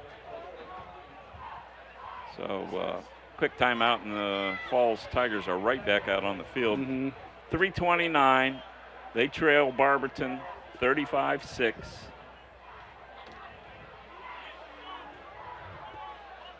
Fourth down 10. Again, in games like this is the time where you want to take a look at some people in maybe some different spots, see what you have in your special teams. As we saw there with Gates, it's perfect time to take a chance on that long field goal. And darned if he didn't almost put it through. And had he put it through, player of the game. That's I don't know about that, but it would have been pretty exciting for sure. It's not often you see a 50-yard field goal in high school, right? And I think I see Gatto. Oh, he's back to block here on 4th down. The punt is away by Gatto. Oh, my goodness. He got a beauty off under pressure. Hits at the 30, rolls inside the 25 and out of bounds at about the 22. Cuyahoga Falls will have it there. 1st and 10, 3:18 remaining, and a flag back at the far end. Falls fans seem excited, so I'm going to guess that it's a personal foul against the Magics. 2 of them. And it was so far behind the play. I have no idea who was involved with that, Chris. I don't know if you picked it up. But the the Barberton faithful down below have thoughts about it, and hopefully it's not coming across on my mic. Well, I wonder I'm if not going to take I'm not going to take responsibility. I wonder if they called 2 different personal fouls. Wow. That's interesting. This might be 30. That was interesting how he called that. I wonder if it's 30 yards. Well, they put it down from the 22 out to No, the I guess he didn't. Just 37. the one. Okay. That's All just right. one. All right. But the one official, to your credit, Chris, did look at the other like, aren't we going to march off 15 more? So a little bit of confusion there. At any rate, Falls first down at the 36, and a quick pass that hit 2 fouls there. Amir Haynes right in the hands. He wasn't ready for it, so fell to the ground. Another couple of flags, and let's hope this doesn't get out of control here in the last 3 minutes or so. They might think about pulling these kids back. I don't know. Yeah, it looks like. Well, I thought Barberton was going to start pulling some folks. Have to be mindful that there's only so many folks they can pull. Well, there's 2. This is going to be a chop block or a personal foul, and then I don't know if that was a hit to the head or what they're going to call. Yeah, it looks like there were probably 2 different calls on the field. It looked like a hold and a personal foul. 2 fouls. Holding calls declined. Personal foul on number 53 for the Falls. You know, I got to give credit to the kid from Barberton who did not react. He just came off the field, but he was not a happy camper. So Barberton accepted the personal foul on Ole Scribner from the Falls. That'll set them way back, which is not the first time tonight that's happened. First down 22. Well, the scoreboard says 24, so maybe my math is off. First and 24. Pitch to the far side to Coleman. He's trying to turn the corner and gets a little bit back, but not much. Out over the 31. Tackle on that far side. Looked like the linebacker 44, Liam Starcher, got out there. We'll give Starcher credit. Might not have been his tackle. It was on the far side. A little hard to pick it up. So Weirs drops the pass. Little screen out in the flats. Completed across the 40. Across the 45. Fumble and fell on by the Barberton Magics. Number 15 with the recovery for the Magics. Fox Miller, the linebacker freshman on that one. 5'9" freshman. Fox Miller with the fumble recovery. The reception and run was again Giovanni Tunnel. Had a nice yards after catch run, but got hit hard, gave it up, and Fox Miller fell on it. So Barberton will take control at the Falls 46-yard line, 2:33 remaining. Everybody wants to go home, Chris. The officials are not happy. The players are not happy. But that was a great hit. It was a great hit. Nice job recovering the fumble. Yeah, absolutely. I mean, it's, correct me if I'm wrong, but this is a different Magic team than we saw just 2 weeks ago. They're hitting harder. They have more energy here in the second half, so their conditioning seems to be better. Posey gets a handoff in the backfield, running over people and almost broke that last tackle. Instead, he's taken down by Coleman just inside the 35-yard line for a first down for the Magics. You know, the team that lost their composure here at the end was, unfortunately, was Cuyahoga Falls, and Barberton's now just doing what they should be doing, just keeping their composure, going right at them. Yep. Snap, handoff to Posey. He's across the 35 down to about the 31. Give him about 3. Brings up 2nd and 7. And we got a Magic down on the field, and this is not good news late in the game. That's Jacob Osborne, the offensive lineman. And boy, Osborne and his buddies up front have been so good tonight. Bryce Crow, Nathan Sullivan, Jamar McCray, Zach Harmon. That line has been excellent, and the last thing Coach Gatto wanted to see here late in the fourth quarter is one of his big fellas going down. Osborne is a 6'1 junior, 255, and he's flat on his back getting some attention from the trainers. Let's take this opportunity, and Bob, we're going to get ahead of ourselves a little bit. Can we go to the celebration ad for the post game? Introducing the Celebration Palace, a brand new and all-inclusive banquet facility located in Hartville in the North Plaza at 240 Kent Avenue Northeast. Still dreaming about your special wedding day or that occasion you're wanting to celebrate and you're not sure where to start? Well, you're in luck, because here at the Celebration Palace, we specialize in wedding and event planning. Whether you are looking for a venue or an all-inclusive wedding package, we have you covered. We help plan your special occasion. We have specialized vendors to help make your special day magical, and our prices are budget-friendly. So let us here at the Celebration Palace make all your special occasion dreams come true. You can give us a call at 330-587-2035 or check us out on our website, www.thecelebrationpalace.com. Stress-free, budget-friendly, amazing staff, and a stunning venue. The Celebration Palace, where your vision becomes a reality. So Jacob Osborne came off under his own power for the Magics. It's 2nd down and 8. Hanlon hands off to Posey, running over people inside the 20 to about the 19-yard line. Another Barberton first down. That's Jacob Posey with a nice run. And yeah, Chris, I think this is just what Coach Gatto was hoping for tonight. You know, using that line, power running, just a handful of passes, and controlling the clock.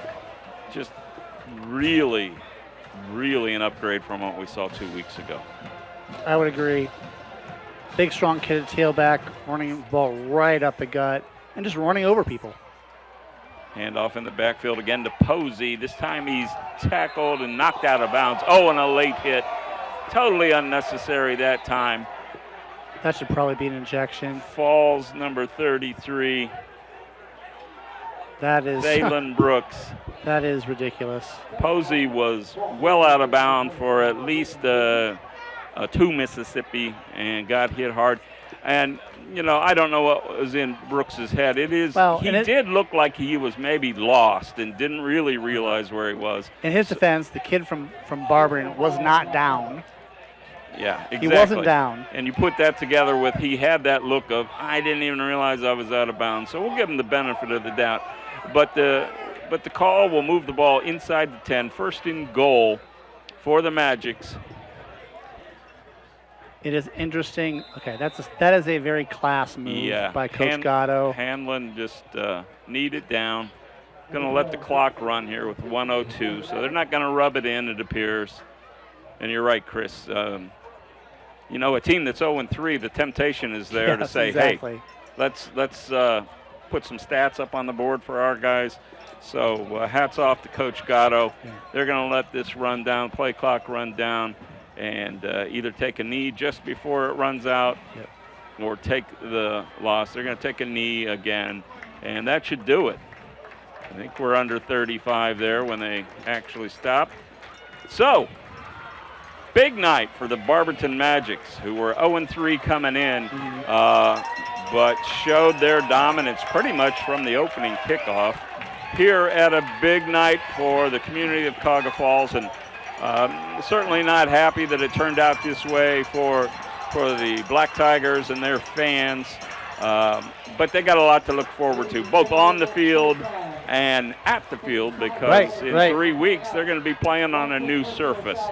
Let's take this break. We'll hear from Cambria Bistro. Chris and I will announce the player of the game, take a quick look at some updated stats, and then we'll talk a little bit about next week's work before we head out of here.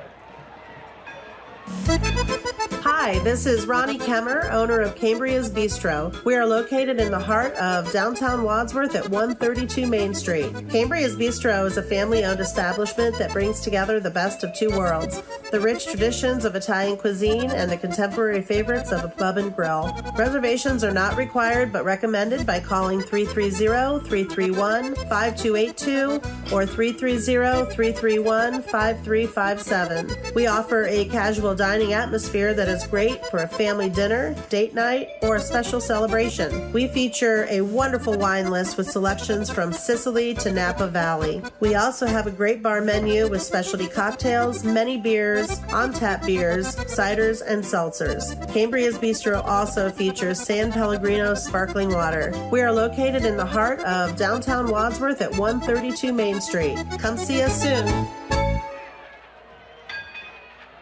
Back for one last time from Clifford Stadium in Cuyahoga Falls, Ohio at Cuyahoga Falls High School, where tonight, in the final game played here at Clifford Stadium, the Barberton Magics ruined the party by defeating the Cuyahoga Falls, getting late, Black Tigers 35-6. Chris, shout at me if I'm wrong, but I think tonight we kind of decided in the first half in terms of our Cambria Bistro player of the game. And for once, he's going to get a T-shirt that matches his team colors. So here's your last opportunity to tell me that it's not Angelo Gatto, because I believe it is Angelo Gatto. It is Angelo Gatto. What did he end up with tonight, Chris? 180 yards rushing, 30 yards receiving, just controlled the game. He played defense too as well. Yeah, he's playing both sides of the ball. He was everywhere, and the only reason he didn't make more tackles is because Barberton's defensive line controlled the line of the scrimmage. He would have had a ton of tackles, like he always does. Right. But the defensive line controlled the game for Barberton, and it showed from start to finish. Yeah, and I would argue, and some of them are the same guys, but the offensive line controlled the game on that side of the ball. I mean, Gatto ran the ball so well tonight, but he had some nice holes. He took advantage of them and made more out of them than maybe what was there. But that offensive line was providing him space right from the opening quarter. Here's the ironic part. I don't think Gatto scored. Lauk twice. Lauk twice. Varner once. Tavanello once. Okay, I don't remember the Tavanello score, so. I'm sorry, not Tavanello. McWilliams. Yeah, Micah McWilliams. So that's one. Right. 1, 2, 3, 4. I'm missing a score. Okay. So let's just say it was Gatto. Maybe he scored once. Maybe I missed that. I'm sorry. He had so many stats that it might have been. Regardless of whether he did get the one touchdown or not. Oh, he did. And I think he did. He scored the last touchdown. I think he did. Okay, he did.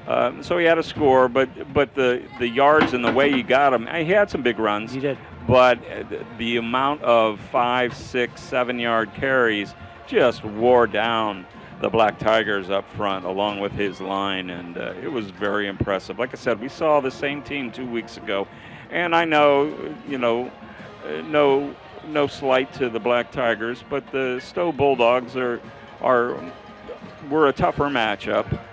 But this is a Barberton team that pretty much got blown out by Stowe and laid one on for the second year in a row, the Black Tigers. So Black Tigers now have some time before we see them again on October 3rd.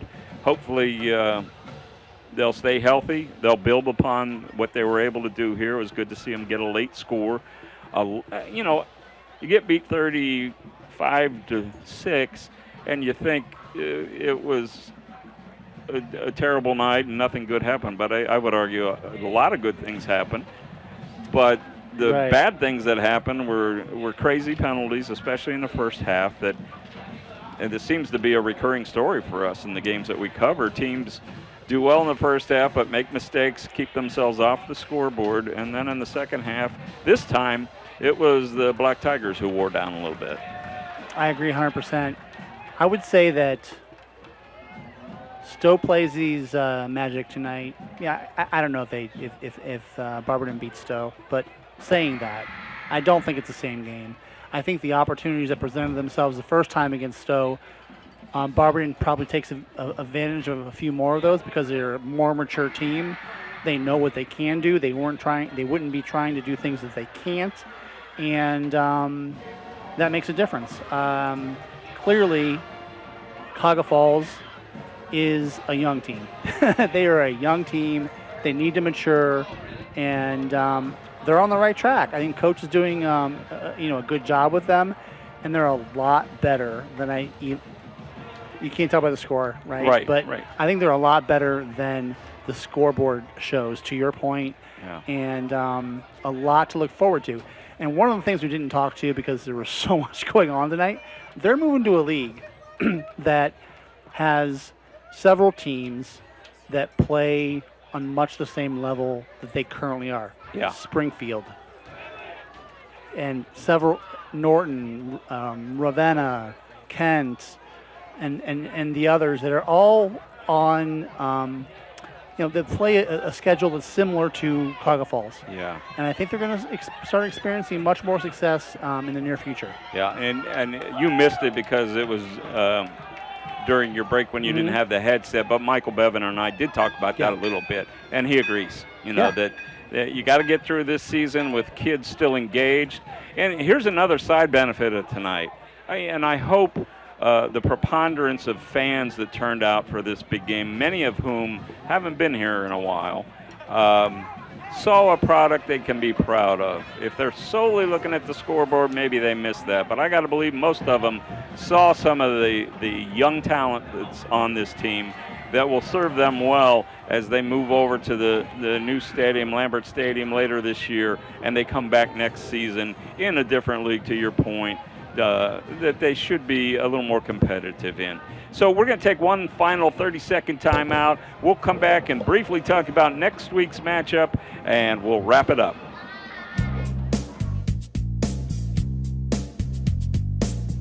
Tired of boring off-the-rack tees? Want to express your unique style or promote your business?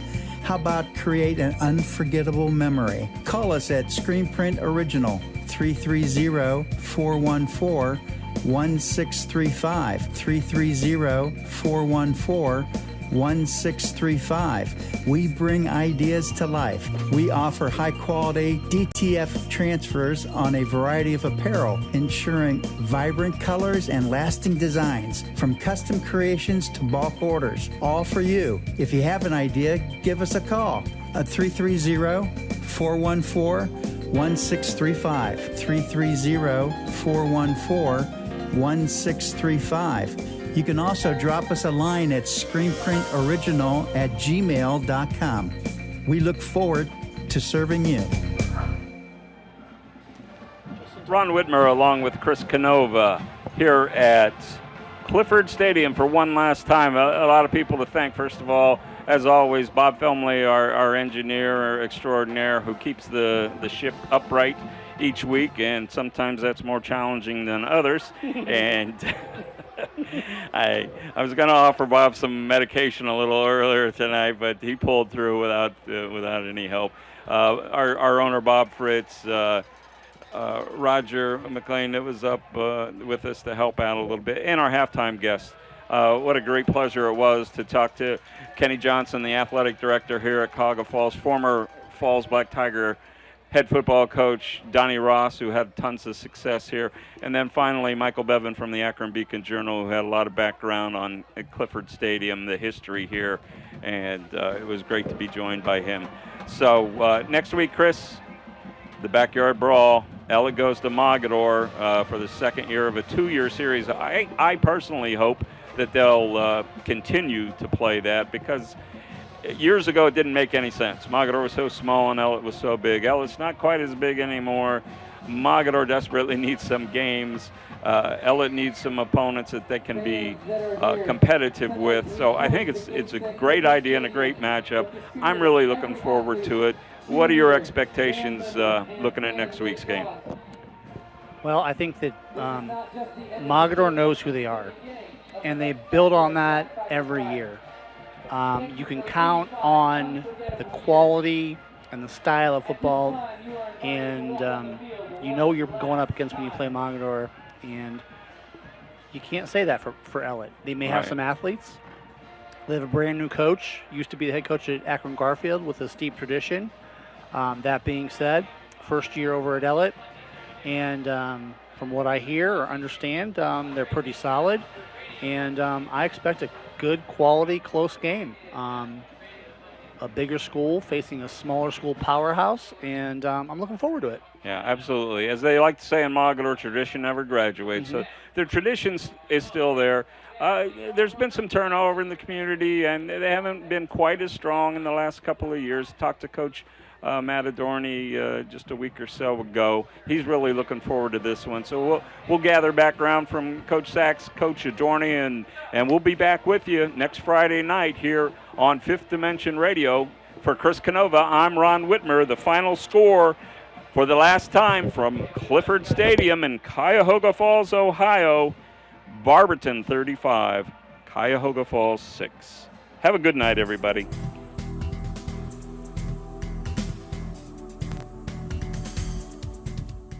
You've been listening to Fifth Dimension Radio's Sports Special, where we bring you live high school sports. And we'll be announcing more exciting games coming up in the near future, so keep it on Fifth Dimension Radio. This is your announcer, Bob. Good night.